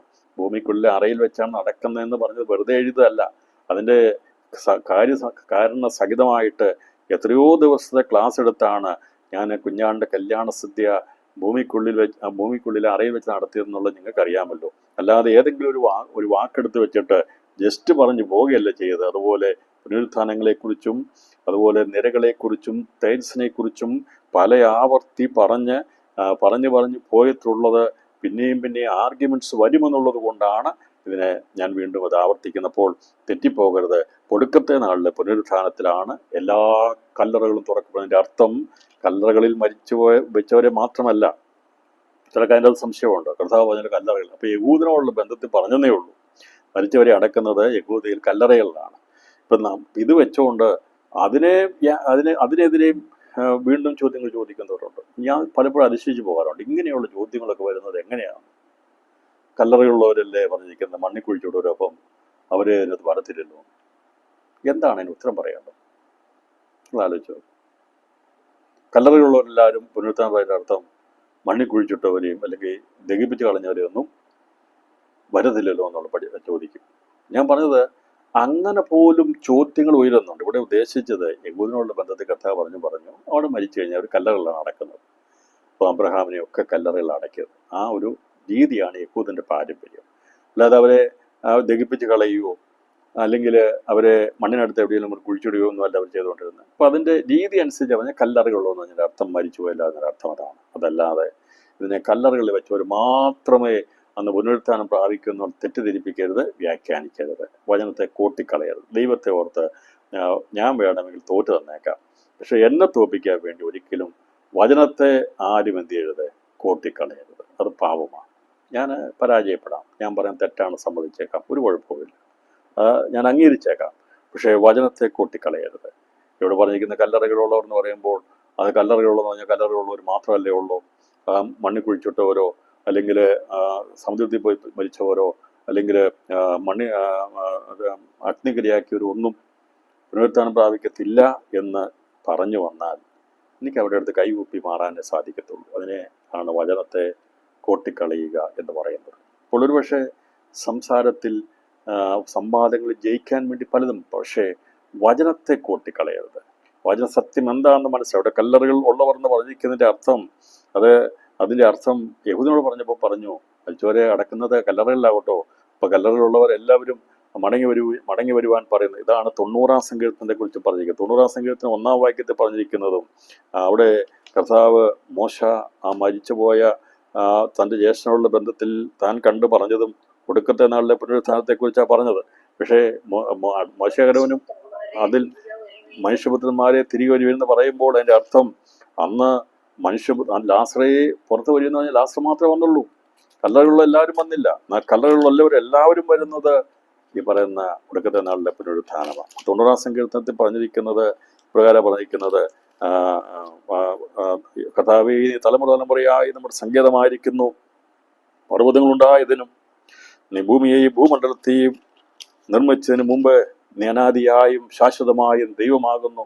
നീ മർത്യനെ പൊടിയിലേക്ക് പടങ്ങിച്ചേരുമാറാക്കുന്നു. മനുഷ്യപുത്രന്മാരെ തിരികെ വരുവീനെന്നും അരുളി ചെയ്യുന്നു. ഈ മനുഷ്യപുത്രന്മാരെ തിരികെ വരുവീൻ എന്ന് അരുളി ചെയ്യുന്നത് ഈ പറയുന്ന ഒടുക്കത്തെ നാളിലാണ്. അതേക്കുറിച്ചാണ് പറയുന്നത്. മോശ തൻ്റെ ആ ജ്യേഷ്ഠ സഹോദരനായിരിക്കുന്ന അഹ്റോന്റെ മരണത്തെ കണ്ടുകൊണ്ട് തനിക്ക് ഒടുക്കത്തെ നാളിലെ പുനരുത്ഥാനത്തിലുള്ളതായത്. പക്ഷേ അഹ്റോനും മോശയൊന്നും ആ ഒടുക്കത്തെ നാളിൽ പുനരുത്ഥാനം പ്രാപിക്കുന്നവരല്ല. അവരൊക്കെ ശ്രേഷ്ഠന്മാരാണ്. അവരൊക്കെ രണ്ട് സാക്ഷിയുടെ പുനരുത്ഥാനത്തിൽ 1-ാമത്തെ ഒലിവുമരത്തിൽ പെടേണ്ടവരാണ്. അവരൊക്കെ അതിനകത്ത് വരും. പക്ഷെ പൊതുവായിട്ട് മനുഷ്യപുത്രന്മാരെ മടങ്ങി വരും എന്ന് പറയുമ്പോൾ സകല മനുഷ്യരും മടങ്ങി വരും. പൊടിയിലേക്ക് ചേർന്നവരൊക്കെ അതിനെവിടെയാണ് വളരെ വ്യക്തമാണ്. നിമർത്തിനെ പൊടിയിലേക്ക് മടങ്ങി ചെല്ലുമാറ്. ഇനി കല്ലറയെ വെച്ചാലും സമുദ്രത്തിൽ പോയാലും ചാമ്പലാക്കി കളഞ്ഞാലും പൊടിയിലേക്കാണ് തിരികെ ചേരുന്നത്. എല്ലാം പൊടിയിലേക്ക് മടങ്ങിച്ചേരും.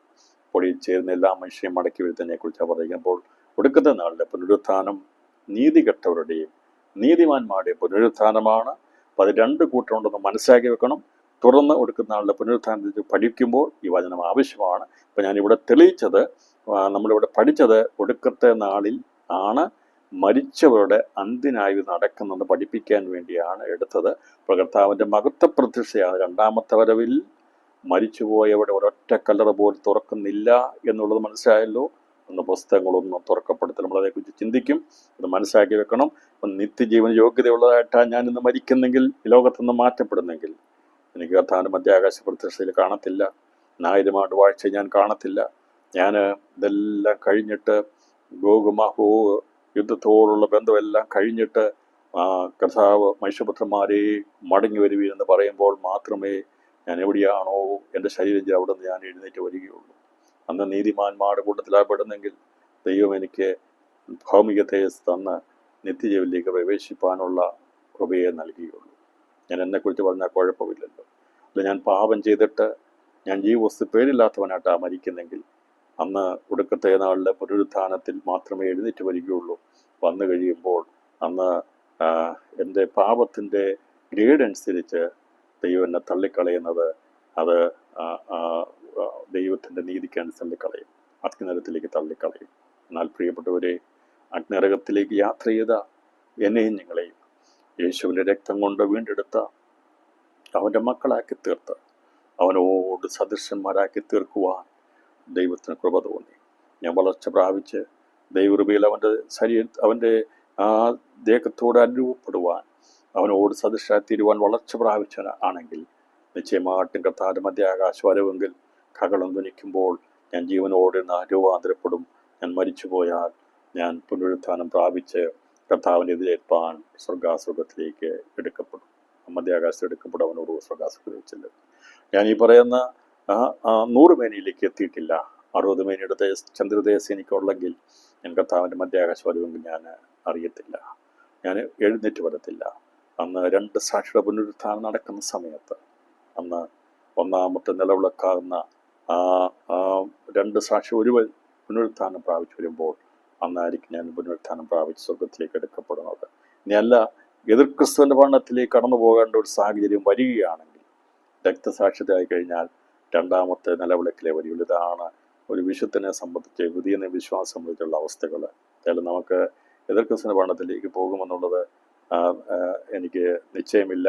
എന്നാൽ നമുക്ക് മരണം സംഭവിക്കാം, കർത്താവിൻ്റെ വരവായിരിക്കാം. മരിച്ചാൽ പറുദീസയുടെ മൂന്നാം സ്വർഗത്തിലേക്ക് എത്തണം. ജീവനോടിരിക്കുകയാണെങ്കിൽ ആ കർത്താവിൻ്റെ കാലത്തെങ്കിൽ രൂപാന്തരപ്പെടാനുള്ളവരായിരിക്കണമെന്നാണ് പറയുക. ഇവിടെ പറഞ്ഞ ഇപ്പോൾ ഈ പുനരുത്ഥാന ശരിക്കും പഠിക്കണം കേട്ടോ, മനസ്സിലാക്കണം. എല്ലാം ഒന്നാണെന്ന് വെച്ചുകൊണ്ടിരിക്കുന്നതുകൊണ്ടായി കുഴപ്പം. ഏതാ പുനരുത്ഥാനമെന്ന് അറിയത്തില്ല, എന്താ ലഭിക്കുന്നതെന്ന് അറിയത്തില്ല, തേജസ് എന്താണെന്ന് അറിയത്തില്ല. ഇതൊക്കെ പറഞ്ഞു വരുമ്പോൾ ഞങ്ങൾക്കിതൊന്നും അറിയേണ്ട ആവശ്യമില്ല. അപ്പം അവർ ഭയങ്കര വിശുദ്ധന്മാരാണ്, ഞങ്ങൾക്കൊന്നും അറിയേണ്ട ആവശ്യം. ഞങ്ങൾക്ക് വചനം കേട്ട് ഞങ്ങളങ്ങനെ ജീവിച്ചാൽ മതി. ബാക്കി ഇപ്പം നമ്മളൊക്കെ പൊട്ടന്മാരാണ്. ഇതൊക്കെ മനസ്സിലാക്കുകയും പഠിക്കുകയും ചെയ്യുന്നത് ഒരു പണിയില്ലാത്തതുകൊണ്ടാണോ? ആണോ? ഞാനത് എൻ്റെ വ്യക്തിപരമായ ജീവിതത്തിൽ നമ്മൾ കാര്യമായിട്ട് പറഞ്ഞു വരുമ്പോഴത്തെ പറയും, ഞങ്ങൾക്ക് ഇതിനൊന്നും ആവശ്യം, ഞങ്ങൾ സുവിശേഷം അറിയിക്കാനേ പറഞ്ഞിട്ടുള്ളൂ, ഞങ്ങളല്ലെങ്കിൽ അങ്ങ് കഥാലോചനയോട് ഞങ്ങൾ വിശുദ്ധയോട് ജീവിച്ചോളാം. ഇതിൻ്റെ ഒന്നും ഇപ്പം ബാക്കിയുള്ളവരൊക്കെ എന്നാ ഇത് വെളിപ്പെടുത്ത എഴുതി വെറുതെയായിരുന്നു. സുവിശേഷം മാത്രം എഴുതി വെച്ചാൽ മതിയായിരുന്നല്ലോ, വചനം മാത്രം എഴുതി വെച്ചാൽ മതിയായിരുന്നല്ലോ. ഇതെന്തിനാണ് പിന്നെ എഴുതി വെച്ചിരിക്കുന്നത്? നമുക്ക് വേണ്ടിയല്ലേ? നിശ്ചയമായിട്ടുമാണ്. അതുകൊണ്ട് അങ്ങനെയുള്ള മുണന്തൻ ന്യായങ്ങളൊന്നും പറഞ്ഞ് ദൈവവചനത്തിൻ്റെ സത്യത്തെ നാം കൂട്ടിക്കളയാൻ ഇടയാകരുത് എന്നുള്ളതാണ് എനിക്ക് ഇത്തരണത്തിൽ ഓർപ്പിക്കാനുള്ളത്. ഇവിടെ ഒടുക്കത്തെ നാളിലെ പുനരുത്ഥാനം ഉണ്ടാകുമെന്നും അത് വരുവാനുള്ള ആ ദിവസമാണെന്നും പറഞ്ഞിരിക്കുമ്പോൾ സംഭവിക്കുന്ന കാര്യങ്ങളെക്കുറിച്ച് ഒടുക്കത്തെ നാള് എന്നാണെന്നും അന്ന് മരിച്ചവരുടെ അന്ത്യന്യായവിധി ഉണ്ടാകുമെന്നുള്ളത് മനസ്സിലായതുകൊണ്ട് കൂടാരപ്പെരുന്നാൾ കഴിഞ്ഞാൽ കള്ളനെ പോലെ പ്രത്യക്ഷപ്പെടുന്നത് ഒടുക്കത്തെ നാളാകുന്നു, അല്ലെങ്കിൽ മലാഖിയുടെ പ്രവചനത്തിൽ വരുവാനുള്ള ആ ദിവസമാകുന്നു. അതിനെ പത്രോസിന്റെ ലേഖനത്തോട് ബന്ധം പറഞ്ഞാൽ കർത്താവിൻ്റെ ദിവസമാകുന്നു, കള്ളനെ പോലെ വരും. ഇതെല്ലാം കൂടെ ചേർത്ത് പഠിച്ചു കഴിയുമ്പോൾ കർത്താവായ യേശു ക്രിസ്തു പറഞ്ഞത് അന്നാണ് ഒടുക്കത്തെ നാൾ, അന്നാണ് മരിച്ചവരായിരിക്കുന്ന സകലരും പുനരുത്ഥാനം പ്രാപിക്കുന്ന ദിവസമെന്ന് പറഞ്ഞിരിക്കുന്നത്. അന്നാണ് സാത്താനെ എന്നേക്ക് മരണത്തെ നീക്കിക്കളയുന്ന ദിവസം. ഒടുക്കത്തെ വേരും കൊമ്പും ശേഷിപ്പിക്കാതെ, വേരും കൊമ്പും, വേരായിരിക്കുന്ന സാത്താൻ, അതുപോലെ അവനിൽ കൊമ്പായിരുന്ന സകലതും മരിച്ച് നരകത്തിലേക്കോ പാതാളത്തിലേക്കോ വന്ന് മാറ്റപ്പെടും. നിത്യജീവനുള്ളവരെല്ലാവരും, ആകാശത്തുള്ള ദൂതന്മാരും അതുപോലെ തന്നെ മനുഷ്യരെല്ലാവരും സമുദ്രത്തിലേക്ക് മാറ്റപ്പെടും. ഇവരെല്ലാവരുടെ കൂടിയാണ് പുതിയ ആകാശ പുതിയ ഭൂമിയിലേക്ക് പ്രവേശിക്കേണ്ടതെന്ന് പുനരുത്ഥാനന്തരം മാറ്റപ്പെടുന്നത്. ബാക്കിയുള്ള നിത്യനരകത്തിലേക്ക് തള്ളപ്പെടുകയാണ് ചെയ്യുന്നത്. ഈ പറയുന്ന ഇത് ഒടുക്കത്തെ നാളിൻ്റെ പ്രത്യേകത മനസ്സിലായെങ്കിൽ ഒടുക്കത്തെ നാളിൽ സംഭവിക്കുന്ന 7 പ്രധാന സംഭവങ്ങളെക്കുറിച്ച് വേഗത്തിൽ നമ്മൾക്ക് മനസ്സിലാക്കാം. അതിനുശേഷമായി ഈ പറയുന്ന പറയുന്ന 7 ദിവസം അന്ന് നടക്കുന്ന സംഭവങ്ങളെ ഇതുവരെ വായിച്ച വചനങ്ങളെല്ലാം കൂടെ ചേർക്കുമ്പോൾ അന്ന് നടക്കുന്ന 7 സംഭവങ്ങളെ, അപ്പോൾ കർത്താവ് മനുഷ്യത്വം വെളിപ്പെടുന്ന നാൾ നടക്കുന്ന 7 സംഭവങ്ങളെ പഠിച്ചു മനസ്സിലായല്ലോ. അപ്പം അങ്ങനെയാണെങ്കിൽ ഈ ഒടുക്കത്തെ നാളിൽ സംഭവിക്കുന്ന 7 സംഭവങ്ങളിൽ ഒന്നാമത്തെ സംഭവം ഗോഗ് മാഗോഗ് യുദ്ധമാണ്. രണ്ടാമത്തെ സംഭവം ദൈവത്തിൻ്റെ പ്രിയ നഗരത്തെയും പാളയത്തെയും വളയുന്ന ജാതികളെ ആകാശത്ത് നിന്ന് തീയിറങ്ങി ദഹിപ്പിച്ച് കളയുന്നതാണ്. അന്ന് നടക്കുന്ന മൂന്നാമത്തെ സംഭവം ഒടുക്കത്തെ ശത്രുവാകുന്ന സാത്താനെ നിത്യ നരകാഗ്നിയിലേക്ക് തള്ളിയിടുന്നതാണ്.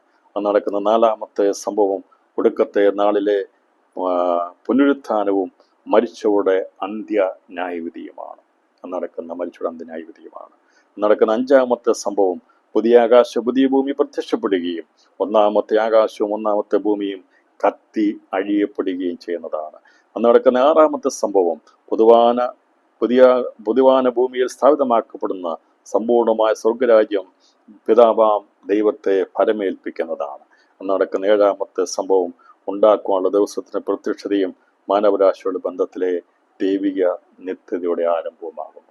ഇത്രയും ഭാഗം പഠിച്ചു കഴിയുമ്പോൾ വെളിപ്പാട് പുസ്തക പഠനം പൂർത്തീകരിക്കപ്പെടും. നമ്മൾ അവസാനത്തിലേക്ക് എത്തുകയാണ്. ഒടുക്കത്തെ നാള് മനസ്സിലായി. ഒന്നാമത്തെ ദിവസം എന്താണ്? ഇരുളും വെളിച്ചം നമ്മൾ വേർതിരിച്ചു. ഒടുക്കത്തെ നാളിൽ എന്താ സംഭവിക്കാൻ പോകുന്നത്? ഇരുളിനെ എന്നേക്കുമായി നിത്യ നരകാഗ്നിയിലേക്ക്, അതിനെയാണ് വേരെന്ന് പറഞ്ഞിരിക്കുന്നത്, അതിനെയാണ് മരണമെന്ന് പറഞ്ഞിരിക്കുന്നത്, അതിനെയാണ് സാത്താൻ എന്ന് പറഞ്ഞിരിക്കുന്നത്. അപ്പോൾ അവനെ എന്നേക്കുമായി നിത്യ നരകാഗ്നി, അതിനുള്ള യുദ്ധമാണ് ഗോഗ് മാഗോഗ് യുദ്ധം. ഗോഗ് യുദ്ധത്തെക്കുറിച്ച് ഇന്നലെ നമ്മൾ ചിന്തിച്ചിരുന്നു. അതിൻ്റെ തുടർന്നുള്ള അത് ഈ 7 കാര്യങ്ങളെക്കുറിച്ചുള്ള പഠനം നടത്തി നമുക്ക് വേഗത്തിൽ ഈ അധ്യായം പൂർത്തീകരിക്കാം. യുദ്ധത്തെക്കുറിച്ച് യുദ്ധത്തിൽ യുദ്ധായുധങ്ങളൊന്നും പ്രയോഗിക്കപ്പെടുന്നില്ല. ദൈവമായ കർത്താവ് രാജ്യം ഭരിക്കുന്ന ഭൂമിയിൽ മാനുഷികമായുള്ള സൈന്യങ്ങളോ ആയുധക്കലവറകളോ ഇല്ല. അതുപോലെ അവൻ സകല ജാതികളുടെയും സമാധാനം കൽപ്പിക്കുന്നുണ്ട്. ആഭ്യന്തര കലങ്ങളൊന്നും തന്നെ 1000 ആണ്ട് വാഴ്ചയുണ്ടായിരിക്കുന്നതല്ല. സഹസ്രാബ്ദ വാഴ്ച കഴിയുമ്പോൾ ദൈവിക നന്മ അനുഭവിച്ച് സന്തോഷത്തോടെ ജീവിക്കുന്നവരെ തിന്മയുടെ ശക്തിയാകുന്ന സാത്താൻ അല്പകാലം കൊണ്ട് വഞ്ചിച്ച് തിന്മയിലേക്ക് നയിക്കുകയാണ് ചെയ്യുന്നത്. ഇതാണ് ഈ സാത്താനെ അഴിച്ചുവിടുന്ന സമയത്ത് സംഭവിക്കുന്നത്. ഗോഗ് യുദ്ധം എന്ന് പറഞ്ഞാൽ നമ്മൾ ചിന്തിച്ചിരുന്നു. യുദ്ധത്തെക്കുറിച്ച് ഗോഗുമാഹുവിനെ കുറിച്ചാണ് യഹെസ്കേൽ 38, 39 അധ്യായം വായിക്കണം.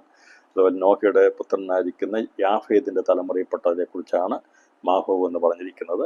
ഇത് മാഗോ ദേശത്തിലെ ഗോഗ് എന്നൊക്കെ പറഞ്ഞ് വളരെ വ്യക്തമായി ഇസ്രായേലിന് വടക്കേയറ്റത്ത് താമസിക്കുന്ന യൂറോ ഏഷ്യ രാജ്യങ്ങളിലുള്ളവരാണ് ഈ വടക്കേയറ്റത്ത് നിന്ന് വരുന്നവരെ കുറിച്ച് പറഞ്ഞിരിക്കുന്നത്. അവരാണ് ഈ പറയുന്ന ഗോഗ് മാഗോഗ് എന്നുള്ള അതിനെക്കുറിച്ച് ബന്ധത്തിൽ പറഞ്ഞിരിക്കുന്നത്. ഇത് നമ്മൾ പിൻ പോയിന്റ് ചെയ്തിട്ട് ഇന്ന രാജ്യക്കാരാന്ന് പറഞ്ഞ് നമ്മളെ അങ്ങനെ പഠിപ്പിക്കാൻ ദൈവം നമ്മളെ അനുസരിച്ച് അത് ദൈവം സീക്രട്ടായി വെച്ചിരിക്കുന്നതാണ്. നമ്മൾ ഒരിക്കലും ഒരു സമൂഹത്തെ, ഒരു വ്യക്തികളെ അടച്ചാക്ഷേപിക്കാൻ പാടില്ല. ഇന്നവരാണെന്ന് പറഞ്ഞുകൊണ്ടെടുത്ത് ഇന്ന് രാജ്യമാണ്, ഞാൻ രാജ്യങ്ങളുടെ പേരുകൊണ്ട് അതാ പറയാത്തത്, അവരാണെന്ന് ഇപ്പോഴേ നമ്മൾ മുൻവിധി, അത് ദൈവം മറച്ചു വെച്ചിരിക്കുന്ന രഹസ്യങ്ങൾ അവിടെ അങ്ങനെ തന്നെ ഇരിക്കട്ടെ. അപ്പം ഞാൻ പറയും ഇന്ന രാജ്യങ്ങളാണ്. എന്തിനാ വെറുതെ ഒരു വൈരാഗ്യവും ശത്രുതയൊക്കെ ഇങ്ങനെ പറഞ്ഞ് ഉണ്ടാക്കുന്നത്? അവിടെയൊക്കെ ദൈവത്തിന് തൻ്റെ ജനതയുണ്ട്. യൂറോപ്യൻ ഏഷ്യൻ രാജ്യങ്ങളൊക്കെ ഉണ്ട്. എന്നാൽ അതിന് വിരുദ്ധമായി എഴുന്നേറ്റ് വരുന്ന ശക്തികളുമുണ്ട്. അതുകൊണ്ട് ഇന്ന രാഷ്ട്രം ഇന്നതാണ് എന്ന് പറഞ്ഞ് ആർക്കും പറയാൻ കഴിയില്ല. ആ രാഷ്ട്രത്തെ അവർ മാത്രമേ ഉള്ളൂ. അങ്ങനെയാണോ? അങ്ങനെയല്ലല്ലോ. ഏതെങ്കിലും ഒരു രാഷ്ട്രത്തിൽ അവർ മാത്രമുള്ള ആൾക്കാരുണ്ടോ? അല്ല. അപ്പം ഇവിടെ നിന്നിൽ ആ ദേശത്തുള്ളവരിൽ നിന്ന് ഈ പറയുന്ന ആൾക്കാരിൽ നല്ല കഴിഞ്ഞ് നമ്മൾ ചിന്തിച്ചിരുന്നു.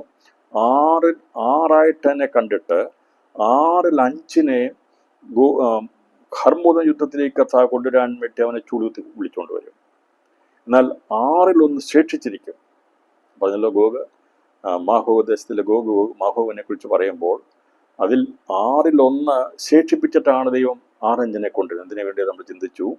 ഇവര് തന്നെയാണ് ഈ പറയുന്ന ഗോഗ് മാഹോവ് യുദ്ധത്തിലും പ്രധാനമായിട്ടുള്ള ആൾക്കാരായിത്തീരുന്നത്. അപ്പോൾ 1 ശേഷിച്ചിരിക്കുന്നതിൽ അവരിൽ നീതിമാന്മാരായി വലത്ത് ഭാഗത്ത് നിൽക്കുന്ന ചെമ്മരിയാടികളിൽ ഉൾപ്പെടുന്നവരാണ് ഈ പറയുന്ന 1000 ആണ്ട് വാഴ്ചയിലേക്ക് പ്രവേശിക്കുന്നത്. അപ്പോൾ അവരുടെ പേരിൻ്റെ അർത്ഥം യാഫേദ് എന്ന പേരിൻ്റെ അർത്ഥം വർധനവാണ്. അപ്പോൾ ഗോഗ് മാഹോഗ് എന്ന് പറയുമ്പോൾ യാഫേദ് എന്ന് പറഞ്ഞാൽ വർധനവാണ്. അപ്പോൾ ആ വർധനവിനുള്ള ബന്ധത്തിൽ വളരെ വേഗത്തിൽ വർദ്ധിക്കും. അന്ന് നീതിവാന്മാരായിരിക്കും, സാധാനിക സാന്നിധ്യമില്ലാത്തത്, വഞ്ചന സാന്നിധ്യം. എന്നാൽ ഈ പറയുന്ന ആൾക്കാർ ലോകത്തിൻ്റെ എല്ലാ ഭാഗങ്ങളും വർദ്ധിച്ചു പെരുന്നൊരു കാലഘട്ടം 1000 ആണ്ട് വർഷം, 1000 ആണ്ട് വാഴ്ച. അന്ന് ജനസംഖ്യ വളരെ വർദ്ധിക്കും, നീതിമാന്മാരുടെ എണ്ണം വളരെ വലുതായിരിക്കും. അന്ന് ഭൂതാത്മാക്കളും ദൂതന്മാരും ഉണ്ടായിരിക്കും. അവരുടെ സ്വാധീന മുഖാന്തരമായി പിന്നെയും ലോകത്തിൽ പാപമുണ്ടായിരിക്കും. 1000 വാഴ്ചയിൽ പാപമുണ്ടായിരിക്കും. അന്ന് മനുഷ്യൻ്റെ ആയുസ് വിഷായുസായിരിക്കും. അന്ന് ശൈശവ മരണമുണ്ടാകുകയില്ല, ശിശുമരണം ഉണ്ടാകത്തില്ല, ജനിച്ചു വീഴുന്ന ഒരൊറ്റ കുഞ്ഞു പോലും മരിച്ചു പോകത്തില്ല. ഉദരത്തിൽ ഉണ്ടാകുന്ന കുഞ്ഞുങ്ങളെല്ലാം ജനിക്കും, ഗർഭനാശം ഉണ്ടാകത്തില്ല. വളരെ അനുഗ്രഹിക്കപ്പെട്ട ഒരു കാലഘട്ടമായിരിക്കും അന്ന്. അത് 1000 ആണ്ട് വാഴ്ചയെക്കുറിച്ച് പറഞ്ഞിരിക്കുമ്പോൾ അതാ പറഞ്ഞ ഭൂമി മനുഷ്യനെ കൊണ്ട് നിറയും. അപ്പോൾ അങ്ങനെ നിറഞ്ഞ് ദൈവത്തിൻ്റെ പരിജ്ഞാനം കൊണ്ട് ഭൂമി മുഴുവനും സമുദ്രത്തിലെ വെള്ളം കൊണ്ട് അത് നിറഞ്ഞിരിക്കുമ്പോഴാണ് വഞ്ചനയുടെ ശക്തി പ്രത്യക്ഷപ്പെടുന്നത്. ഇത് വന്നു കഴിയുമ്പോഴത്തേന് അതിലേക്ക് കുറേ ആൾക്കാർ ആകർഷിക്കപ്പെട്ടു പോകുന്നു. അവർ ആരാണെന്ന് പറഞ്ഞിരിക്കുന്നതിൻ്റെ ഏറ്റവും ഭൂരിഭാഗമായി നിൽക്കുന്നത് ഹർമുദോൻ യുദ്ധത്തോടുള്ള ബന്ധത്തിൽ വടക്കു നിന്ന് വരുന്ന ശക്തിയോടുള്ള ബന്ധത്തിലുള്ളവരാണ്. അവരെ മുഴുവനും പുറപ്പെട്ടു വരാതെ 1 ശേഷിപ്പിച്ചത്. അതിൽ നിന്നൊരു ഭാഗം ഈ പറയുന്ന 1000 ആണ്ട് വാഴ്ചയിൽ വളർച്ച പ്രാപിക്കണമെന്നും അവര് ഗോഗ് മാഹോവ് യുദ്ധത്തിന്റെ ഭാഗമായി സാത്താനോട് ചേരണമെന്നും ദൈവം മുന്നമേ കണ്ടിട്ടുള്ളതാണ്. അതുകൊണ്ടാണ് 1 ശേഷിപ്പിക്കുന്നത്. ദൈവത്തിൻ്റെ എല്ലാ പ്രവൃത്തികളിലും ദൈവം അതെങ്ങനെ ചെയ്യണമെന്നുള്ള ദൈവത്തിൻ്റെ പ്രവൃത്തി, അതൊക്കെ ദൈവിക പ്ലാൻ അനുസരിച്ചാണ് പോകുന്നത്. അപ്പം ഇവര് കർമ്മയുദ്ധത്തിൽ വരുന്ന എല്ലാവരും അന്ന് പട്ടുപോവുകയാണെങ്കിൽ അവർ ശേഷിച്ചിരിക്കുന്ന ജനം എന്നാ പറഞ്ഞിരിക്കുന്നത് അവനെ അവനെ യുദ്ധത്തിന് വരുന്നവർ, ശേഷിച്ചിരിക്കുന്നവർ കൂടാര പെരുന്നാൾ ആചരിക്കുന്നില്ല, അവർക്ക് മഴ ലഭിക്കുന്നില്ല എന്ന് പറയും. അപ്പം അന്ന് വരുന്നവരിൽ എല്ലാവരും പട്ടുപോകുന്നില്ല, അതുപോലെ ശേഷിച്ചിരിക്കുന്നവരുണ്ട്. അപ്പം ഇവിടെ വംശനാശം വരുന്നില്ല എന്നുള്ളത് നാം വളരെ നേരത്തെ പഠിച്ചിരുന്നു. ഏദോമ്യ വംശം മാത്രമാണ് പൂർണ്ണമായിട്ടും ഇല്ലാതായിത്തീരുന്നത്. ഒറ്റ വ്യക്തി പോലും 1000 ആണ്ട് വാഴ്ചയെ കാണത്തില്ല. എന്നാൽ ഈ പറയുന്ന ഗോഗ്-മഹോഗ് യുദ്ധത്തിൽ ഹർമോൻ യുദ്ധത്തിൽ പങ്കെടുക്കുന്ന പ്രധാന രാജ്യങ്ങളായിരിക്കുന്ന വടക്കുന്ന് വരുന്ന ഗോഗ്-മഹോഗിൽ നിന്ന് 1/6 ശേഷിച്ചിരിക്കും. അവരിൽ നീതിമാന്മാരായിട്ടുള്ളവർ 1000 ആണ്ട് വാഴ്ചയിൽ കാണും. അവർ വർദ്ധിച്ചു വരും. അവരാണ് വശീകരിക്കപ്പെട്ട് കടൽ പുറത്തെ മണൽ പോലെ ഒരു വല്ലാതായിത്തീരുന്നവരെന്ന് പറയുന്നത്. ഇതേക്കുറിച്ച് നമുക്ക് വേണമെങ്കിൽ അബ്രഹാമോട് പറഞ്ഞിരിക്കുന്ന നിന്റെ സന്തതി കടൽപ്പുറത്തെ മണൽ പോലെ ആകും എന്നൊക്കെ പറഞ്ഞിട്ടുണ്ടെങ്കിൽ മണലിനേക്കാൾ അടിസ്ഥാനമില്ലാത്തവരാണ്, യാതൊരു അടിസ്ഥാനമില്ലാത്തവരാണ്. ഈ കടൽ കരയിലെ കടൽപ്പുറത്തെ മണൽ പോലെ അബ്രഹാമിന്റെ സന്തതി അതേക്കുറിച്ച് പറയുമ്പോൾ നമുക്ക് കാണാൻ സാധിക്കും. യാഫേദിന്റെ അങ്ങനെയുള്ള കാര്യങ്ങളെ കുറിച്ച് നമ്മൾ ഷേമിന്റെ വംശത്തിൽപ്പെട്ടാണ് അബ്രഹാം ഷേമിന്റെ വംശത്തിൽപ്പെട്ടതാണ്. ഞാൻ പറഞ്ഞ കടൽപ്പുറത്തെ മണൽ എന്ന് പറഞ്ഞാൽ അബ്രഹാമിന്റെ സന്തതിയെ കുറിച്ച് പറഞ്ഞിട്ടുണ്ട്. എന്നാൽ ഇവിടെ കടൽപ്പുറത്തെ മണൽ എന്ന് പറഞ്ഞിരിക്കുന്നത് ഈ സാത്താൻ പ്രത്യക്ഷപ്പെടുമ്പോൾ അത് അവൻ കടൽപ്പുറത്തെ മണലിന്മേൽ നിന്നെന്നാണ് പറഞ്ഞിരിക്കുന്നത്, ഇല്ലേ? 12-ാം അധ്യായത്തിൽ പറഞ്ഞ കടൽപ്പുറത്തെ മണലിന്മേൽ നിന്നു. അപ്പൊ അന്ന് അവന് ഫ്ലാറ്റും നിർത്തി കൊടുക്കുന്ന അടിസ്ഥാനമില്ലാത്തവരാണ്. അപ്പൊ അവരാരാകുന്നു നോക്കുമ്പോൾ ഈ പറയുന്ന വംശത്തിൽപ്പെട്ടവരായിരിക്കും സാധാന്യമായിട്ടുള്ള ബന്ധത്തിൽ ഹർമോൻ യുദ്ധത്തിന് വേണ്ടി നിൽക്കുന്നത്. അവർ തന്നെയാണ് ഗോഗ്-മഹോഗ് യുദ്ധത്തിൻ്റെയും പ്രധാന വക്താക്കളായി നിൽക്കുന്നതെന്നാണ് ഈ പറയുന്ന വചനം പഠിക്കുമ്പോൾ നമുക്ക് മനസ്സിലാക്കിയെടുക്കാൻ സാധിക്കുന്നത്. ഇപ്പോൾ രണ്ടാമത്തെ സംഭവത്തേക്ക്, ഇപ്പോൾ ഗോഗ്-മഹോഗ് യുദ്ധത്തിൽ പങ്കെടുക്കുന്ന ആരാണ്? ആയുധങ്ങളൊന്നുമില്ല, സകല ജാതികളെയും കൂട്ടിവരുത്തി. ഹർമോൻ യുദ്ധവും ഗോഗ്-മഹോഗ് യുദ്ധവും നമ്മൾ വ്യത്യാസം എന്താ നമ്മൾ ചിന്തിച്ചിരുന്നു. ഗോഗ്-മഹോഗ് യുദ്ധം എന്ന് പറയുമ്പോൾ അത് ആയുധങ്ങളൊന്നുമില്ല, രാജാക്കന്മാരില്ല, സഹസ്രാധിപന്മാരില്ല, ഒന്നുമില്ല, കുതിരപ്പടകളോ ഒന്നുമില്ല. എന്നാൽ ഹർമോൻ യുദ്ധത്തിൽ നേരെ തിരിച്ചാണ്. ഭൂരാജാക്കന്മാരുണ്ട്, അവരെ വശീകരിച്ചു കൊണ്ടുവരും. പൈശാചിക ത്രിമൂർത്തികൾ പുറപ്പെട്ടാണ് വശീകരിച്ചു കൊണ്ടുവരുന്നത്. അവര് യുദ്ധസന്നദ്ധരായിട്ടാണ് വരുന്നത് എന്നുള്ളതിനെക്കുറിച്ച് നമ്മൾ ഹർമോൻ യുദ്ധത്തെക്കുറിച്ച് ചിന്തിച്ചിരുന്നു. എന്നാൽ 1000 ആണ്ട് വാഴ്ചയിൽ യുദ്ധങ്ങളോ യുദ്ധസന്നാഹങ്ങളോ കലഹങ്ങളോ ഒന്നുമില്ലാത്തതുകൊണ്ട് യുദ്ധം അഭ്യസിക്കത്തില്ല.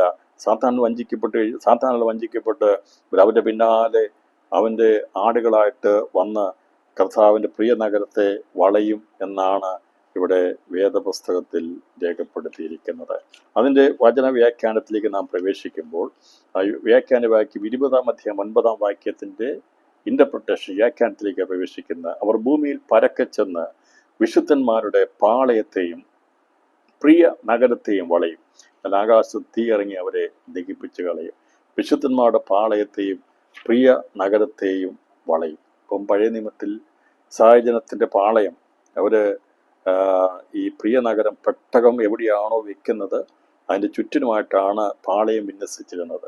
അപ്പോൾ യേശു കർത്താവിൻ്റെ രണ്ടാമത്തെ വരവെങ്കിൽ ഇവിടെ ഈ പറയുന്ന 1000 ആണ്ട് വാഴ്ചയിൽ അക്ഷരികമായിരിക്കുന്ന ദൈവരാജ്യം സ്ഥാപിതമാകുമ്പോൾ പെട്ടകമാകുന്ന ക്രിസ്തുവിന് ചുറ്റുമായി പാളയം ഇറങ്ങിയിരിക്കുന്നതാണ് ഈ പറയുന്ന പാളയം എന്ന് പറയുന്നത്. അപ്പം നമുക്കറിയാം, പെട്ടകം കൊണ്ട് അവര് വെക്കുന്ന സ്ഥലത്തിന് മുമ്പായി 2 പാളയങ്ങൾ മുമ്പിൽ പോകും.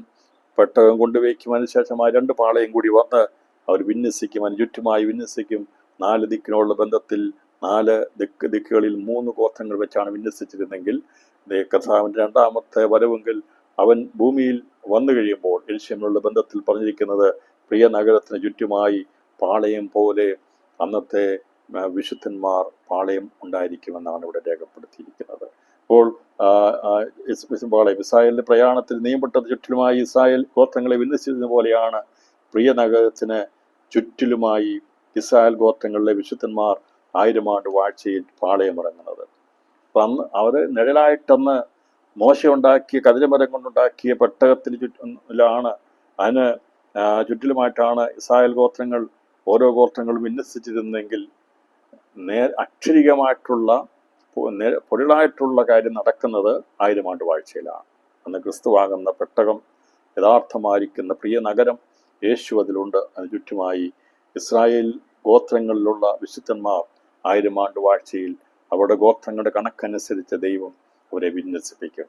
എന്നാൽ രാത്രിയിൽ ഇത് പഠിക്കുമ്പോൾ സംഖ്യാപുസ്തകത്തിൽ പറഞ്ഞിരുന്ന അവരുടെ പ്രയാണത്തെക്കുറിച്ചും അവർ പാളയമടിച്ചതിനെക്കുറിച്ചും ഒക്കെ കാണിക്കുമ്പോൾ അത് കാണിക്കുന്നത് അവർ യാത്ര ചെയ്യുന്നവരെന്നാണ്. ഇവിടെയും ഇത് കാണിക്കുന്നത് കൂടാര പെരുന്നാളൊക്കെ കാണിക്കുന്നത് ടെന്റിൽ താമസിക്കുന്നതാ, താൽക്കാലികതയെ കാണിക്കുന്നത്. എന്നാൽ ഒരു സ്ഥിരതയുള്ളത് ഉണ്ട് എന്നുള്ളത് വെളിപ്പെടുത്തുന്നു. അപ്പോൾ ഇവർ കനാലിൽ നിന്ന് യാത്ര ചെയ്യുമ്പോൾ ടെന്റിലാണ് അവരെ പെട്ടകം വെച്ചിരുന്നത്, ചുറ്റിലുമായി വിന്യസിച്ചിരുന്നു. എന്നാൽ അവർക്ക് സ്വദേശമായിരിക്കുന്ന കനാൻ ദേശം ലഭിച്ചപ്പോൾ അവരവിടെ ആലയം പണിതു, അവിടെ പെട്ടകത്തെ വെച്ചു, ചുറ്റിലുമായി ഇസ്രായേൽ ഗോത്രങ്ങളെ ദൈവം വിഭാഗിച്ചു കൊടുക്കുകയാണ് ചെയ്തത്. അത് നിഴലായി ഉള്ള കാര്യങ്ങൾ ആ കനാൻ ദേശത്തെ പൊരുളായി തീർന്നെങ്കിൽ അതിൻ്റെ യഥാർത്ഥമായ അക്ഷരികമായ നിവൃത്തീകരണം ഉണ്ടാകുന്നത് 1000 ആണ്ട് വാഴ്ചയിലാണ്. 1000 ആണ്ട് വാഴ്ചയിൽ ക്രിസ്തുവാകുന്ന യഥാർത്ഥ സാക്ഷ്യപ്പെട്ടകത്തിന് ചുറ്റിലുമായി അവനോട് കൂടിയുള്ള മണവാട്ടിയോടും അവൻ്റെ സ്വർഗദേശ വിശുദ്ധന്മാരുടെ ചുറ്റിലുമായി ഇസ്രായേൽ ഗോത്രങ്ങളിലുള്ള അന്ന് ഓരോ കൊടിക്കീഴിലുള്ളവരെ എങ്ങനെയാണോ വിന്യസിപ്പിച്ചതുപോലെ പ്രിയ നഗരത്തിന് ചുറ്റുമായി പാളയം ഇറങ്ങി ഇസ്രായേലിലെ ദൈവം അന്ന് അവിടെ വിന്യസിപ്പിച്ച. അതാണ് 1000 ആണ്ട് വാഴ്ചയിലെ നഗരവും പാളയത്തെക്കുറിച്ച് പറഞ്ഞിരിക്കുന്നത്. അപ്പോൾ ഈ അതിനെ ലക്ഷ്യമാക്കി വളയുന്ന സകല ജാതികളെയുമാണെന്ന് ആകാശത്ത് തീയിറങ്ങി നിമിഷ നേരം കൊണ്ട് ദഹിപ്പിച്ച് കളയുന്നത്. അപ്പോൾ ഇന്നത്തെ ആകാശവും ഭൂമിയും തീക്കായി വെച്ചിരിക്കുന്ന പറയുമ്പോൾ ഇവിടെ ഇവരെ ദഹിപ്പിച്ച് കളയുന്നത് അങ്ങനെയാണ്. കഠിനമായി പാപം ചെയ്യുന്നവരുടെ ആത്മാക്കളെ അങ്ങനെ അവരെ കൊന്നുകളയുമ്പോൾ ആത്മാക്കളെ മരണത്തമാകുന്ന നരകത്തിലേക്ക് ആണ് അല്പനേരത്തേക്ക് പ്രവേശിക്കപ്പെടുന്നത്. ഞാൻ പറഞ്ഞത് അന്ന് തന്നെ ഈ പറയുന്ന ഒടുക്കത്തെ നാളിലെ പുനരുത്ഥാനം ഉണ്ടാകും. പക്ഷെ മരിച്ചവരെ അവിടെ ആത്മാവിനെ അവിടെ അലഞ്ഞു സമ്മതിക്കത്തില്ല. ഇവർ അഗ്നി ഇറങ്ങി മരിക്കുമ്പോൾ തന്നെ ഇവിടെ ആത്മാവ് ഉരുകിപ്പോവുകയൊന്നുമല്ല ചെയ്യുന്നത്, ശരീരമേ ഉരുകിപ്പോവുകയുള്ളൂ. പക്ഷെ ശരീരം ഉരുകിപ്പോയാലും അധിക സമയം കഴിയാതെ മണിക്കൂറുകൾക്കുള്ളിൽ ഈ ഉരുകിപ്പോകുന്ന ആൾക്കാർ അവരുടെ ആത്മാക്കൾ മടങ്ങി വന്ന ശരീരത്തോടു കൂടി നഗ്നരായി ഒടുക്കത്തെ നാളിൽ പുനരുത്ഥാനം പ്രാപിച്ച് ദൈവസന്നിധിയിൽ നിൽക്കുകയും ചെയ്യും. പക്ഷേ അല്പസമയത്തേക്കാണെങ്കിൽ പോലും ദൈവവ്യവസ്ഥയ്ക്ക് മാറ്റമില്ല. നമ്മളൊക്കെ ആണെങ്കിൽ കണ്ണടച്ചു വിട്ടേക്കും, കുറച്ച് മണിക്കൂറല്ലേ ഉള്ളൂ, മാറ്റി നിർത്തിയേക്കാം. അങ്ങനെയല്ല. തീ ഉരുകി ഇവരെ ദഹിപ്പിച്ച് കളയുമ്പോൾ അവിടെ ആത്മാക്കൾ നഗ്ന നരകത്തിലേക്ക് പോകേണ്ടവരാണ്, അവരെ നരകത്തിലേക്ക് ഇറക്കിവിടും എന്നാണ് ഇവിടെ കാണാൻ സാധിക്കുന്നത്. അവരുടെ പുനരുത്ഥാനവും ന്യായവിധി. ഇപ്പോൾ ഇവര് കഠിനമായിട്ടുള്ള പാപം ചെയ്യുന്നവരാ, അവര് പിന്നെ സാധാരണ പാപികളായിട്ടുള്ളവരല്ല. ഈ നഗരത്തിന് ചുറ്റുമായി പാളയത്തിന് ചുറ്റും ഇറങ്ങി ദൈവ നഗരത്തെ വളരുന്നവര് സാധാരണക്കാരല്ല. നീതിമാനായിരിക്കും ദൈവത്തിന്റെ നീതിയുള്ള ഭരണത്തിൽ അത്രയും സന്തോഷം അനുഭവിച്ചുകൊണ്ടിരിക്കുമ്പോൾ പിശാച് പിന്നാലെ പോയവൻ സാധാരണക്കാരനാണോ? അല്ല, അവൻ കഠിനപാപികളാണ്. അവരെല്ലാവരും നരകത്തിലേക്കാണ് മാറ്റപ്പെടുന്നത്. കഠിനമായ ശിക്ഷയ്ക്ക് കാരണമായി തീരേണ്ടവരാണ്. അതുകൊണ്ട് അവര് ആത്മനിർഭേഷം അവരുടെ പുനരുത്ഥാനായി ഗോഗുമഹോ യുദ്ധം നടക്കുന്ന ഒടുക്കത്തെ നാളിൽ തന്നെ വേഗത്തിൽ സംഭവിക്കുന്നത് എന്ന മർമ്മം വ്യക്തമാക്കുന്നതിനാണ് ഞാനിവിടെ അല്പനേരത്തേക്ക് എന്ന പദം ഇവിടെ ഉപയോഗിച്ചിരിക്കുന്നത്. അല്പനേരം പറഞ്ഞാൽ അല്പം മണിക്കൂറുകൾ മാത്രമേ ഉള്ളൂ. ഇവര് അങ്ങനെ പാളയമിറങ്ങുന്നവരെല്ലാം പാളയത്തിന് ചുറ്റുമായി വരുന്ന വിന്യസിക്കുന്ന പാളയത്തിന് ചുറ്റുമായി വരുന്ന സാത്താനാൽ വഞ്ചിക്കപ്പെട്ട് ഈ യെരൂശലേം നഗരത്തിനും അവന്റെ പാളയത്തിന് ചുറ്റുമായി വന്നുകൂടുന്ന സകല ജാതികൾ 4 കോണിൽ നിന്ന് വന്നുകൂടുന്നവരുണ്ട്. അവരെ ആകാശത്ത് തീയിറങ്ങി അവരെ ദഹിപ്പിച്ചു കളയും. രാത്രിയിൽ ഈ തീ ഇറങ്ങി ദഹിപ്പിക്കുമ്പോൾ പാളയത്തിനോ നഗരത്തിനോ ഒരു കേട് സംഭവിക്കത്തില്ല. നമുക്കറിയാം, പല സമയങ്ങളിൽ തീ ഇറങ്ങിയിട്ടുണ്ട്. പക്ഷേ സംരക്ഷിക്കപ്പെട്ടിരിക്കും.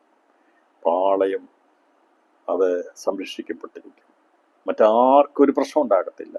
ഈ വളയാൻ വരുന്ന സാത്താനോടുകൂടി വളയാൻ വരുന്നവർ മാത്രമാണെന്ന് തീ കൊണ്ട് മരിച്ച് പോകുന്നത്.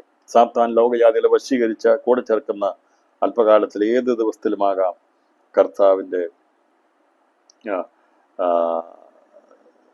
അപ്പോൾ ഇവിടെ ഈ പറഞ്ഞിരിക്കുന്ന ആ ദിവസത്തിൽ നടക്കുന്ന സംഭവമാണ് ഇവിടെ നമ്മൾ കണ്ടിരിക്കുന്നത്. അപ്പോൾ ദൈവത്തിന് പ്രിയ നഗരത്തെ വളഞ്ഞ് അവർ നിൽക്കുന്നതാണ്. ആ സമയത്തിൻ്റെ ഏതെങ്കിലും ഒരു ദിവസത്തിലാണ് ഈ പറയുന്ന ഒടുക്കത്തെ നാൾ പ്രത്യക്ഷപ്പെടുന്നതെന്ന് മനസ്സിലായി. ഒടുക്കത്തെ നാളിൽ നടക്കുന്നത് ഗോഗ് മാഗോഗ് യുദ്ധമാണ്. ഇപ്പോൾ ഗോഗ് മാഗോഗ് യുദ്ധത്തോടുള്ള ബന്ധത്തിൽ നടക്കുന്നത് ഇവര് ദൈവത്തിന്റെ പ്രിയ നഗരത്തെയും അവർ ചെയ്യുന്നത് വളയുമ്പോൾ അവരെ നശിപ്പിച്ച് കളയുന്നതാണ് രണ്ടാമത്തെ സംഭവം. മൂന്നാമതായി സംഭവിക്കുന്നത് ഗോഗ് മാഗോഗ് യുദ്ധത്തിന്റെ അന്ത്യത്തിൽ വഞ്ചകനായ പിശാചിനെ മൃഗവും കള്ളപ്രവാചകനും കിടക്കുന്ന ഗന്ധകം കത്തുന്ന തീപ്പുകയിലേക്ക് തള്ളിക്കളയുന്നതാണ്. ഇതാണ് മൂന്നാമത്തെ സംഭവം. ഒന്നാമത്തെ സംഭവം ഗോഗുമഹ യുദ്ധമാണ്.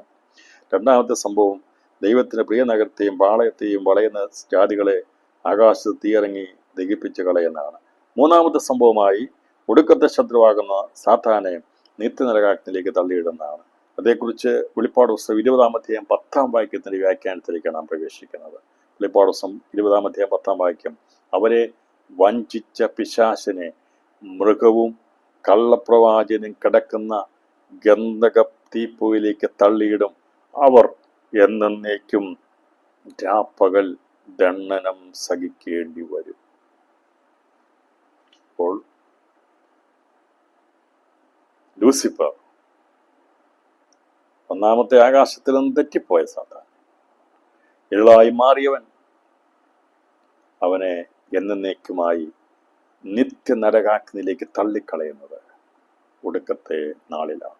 മലാഖി പ്രവചിച്ചു, വേരും കൊമ്പും ശേഷിപ്പിക്കാതെ. വേരും കൊമ്പ് വേരായിരിക്കുന്ന, കൈപ്പായ വേരായിരിക്കുന്ന സാത്താനെ നിത്യനരകാഗ്നിയിലേക്ക് തള്ളിക്കളയുന്നത് ഗോഗുമഹോ യുദ്ധത്തോടുള്ള അനുബന്ധമായിട്ടാണ്.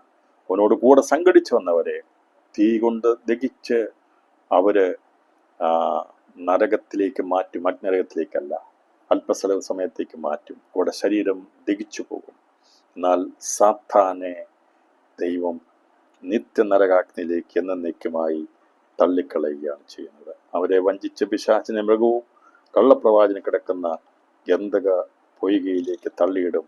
അവർ എന്നേക്കും രാപ്പകൽ ദണ്ഡനം അനുഭവിക്കും, സഹിക്കേണ്ടി വരും.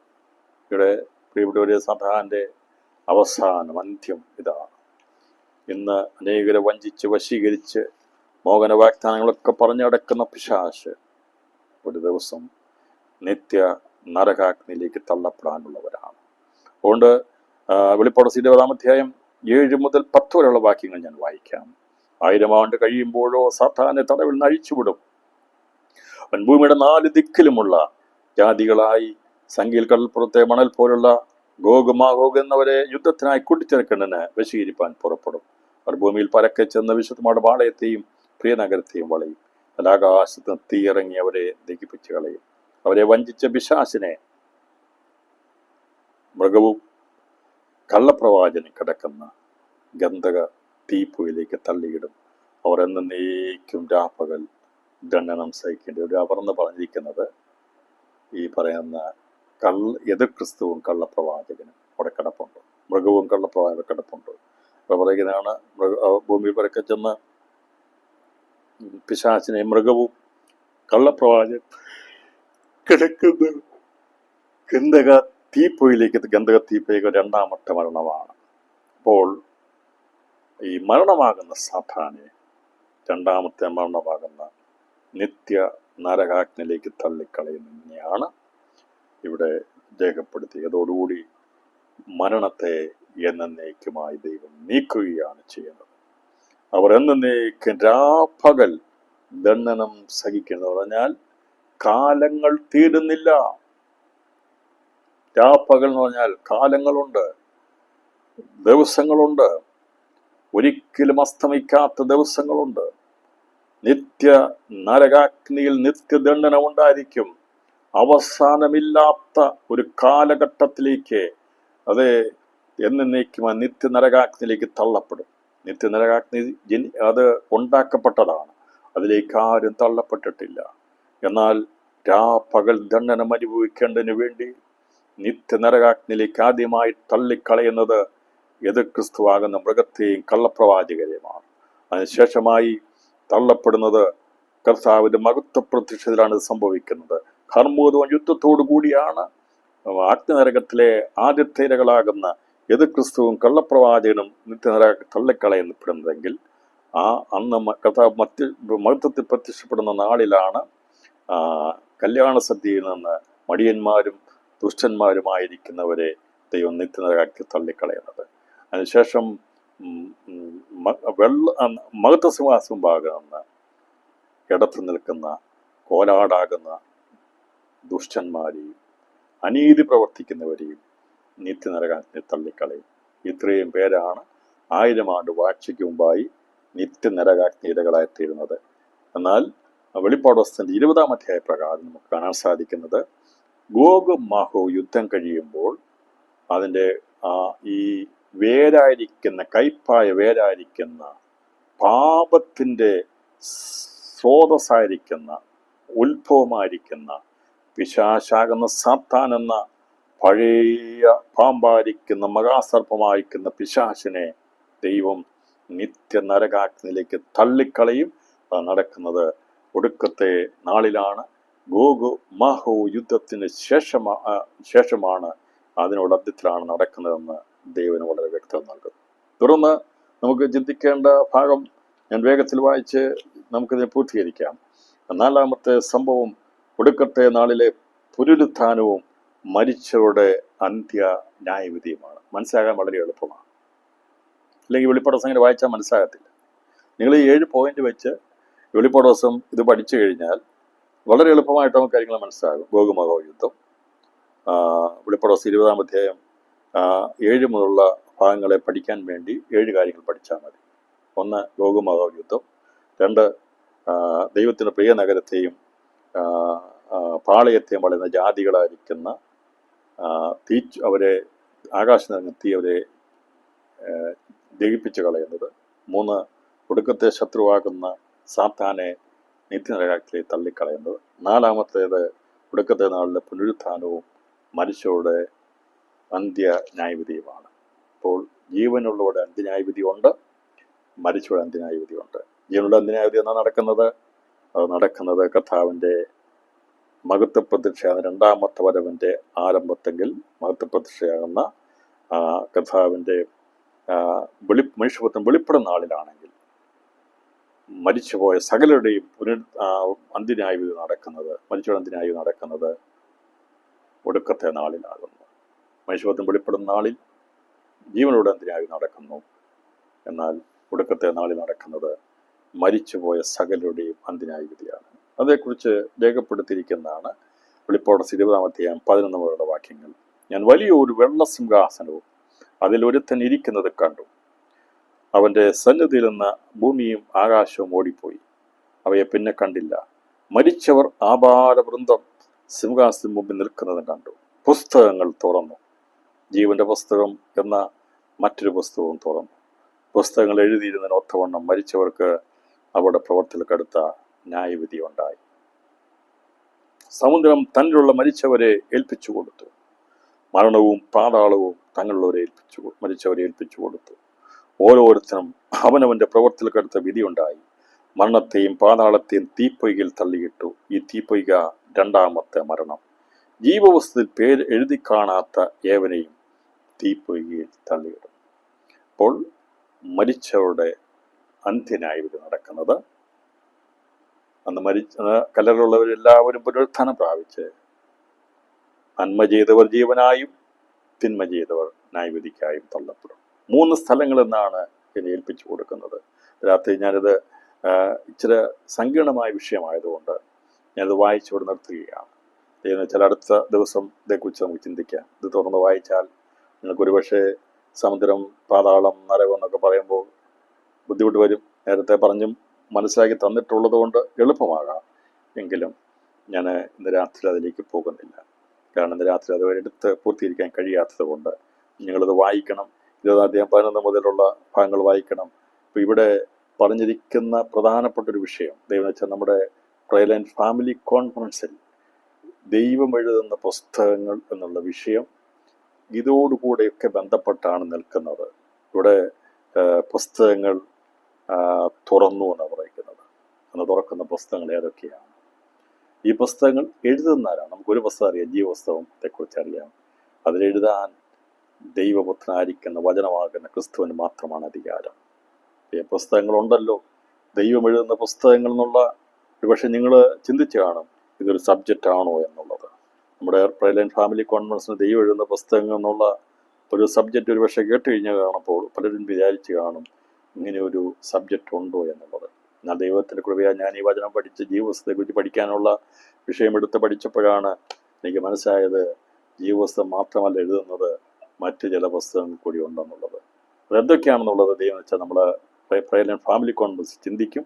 ഇന്ന് രാത്രിയിൽ ഞാൻ ഈ ക്ലാസ് അവസാനിപ്പിക്കുമ്പോൾ ദൈവം എഴുതുന്ന പുസ്തകങ്ങളുണ്ട് പ്രിയപ്പെട്ടവരെ. അത് തുറക്കപ്പെടുന്ന ദിവസമുണ്ടെങ്കിൽ എഴുതപ്പെടുന്ന ദിവസവുമുണ്ട്. അപ്പം ആരുടെയൊക്കെ പേരുകൾ എവിടെയൊക്കെ കാണുമെന്നുള്ളത് ദൈവത്തിൻ്റെ അടിസ്ഥാനത്തിൽ മനസ്സിലാകണം.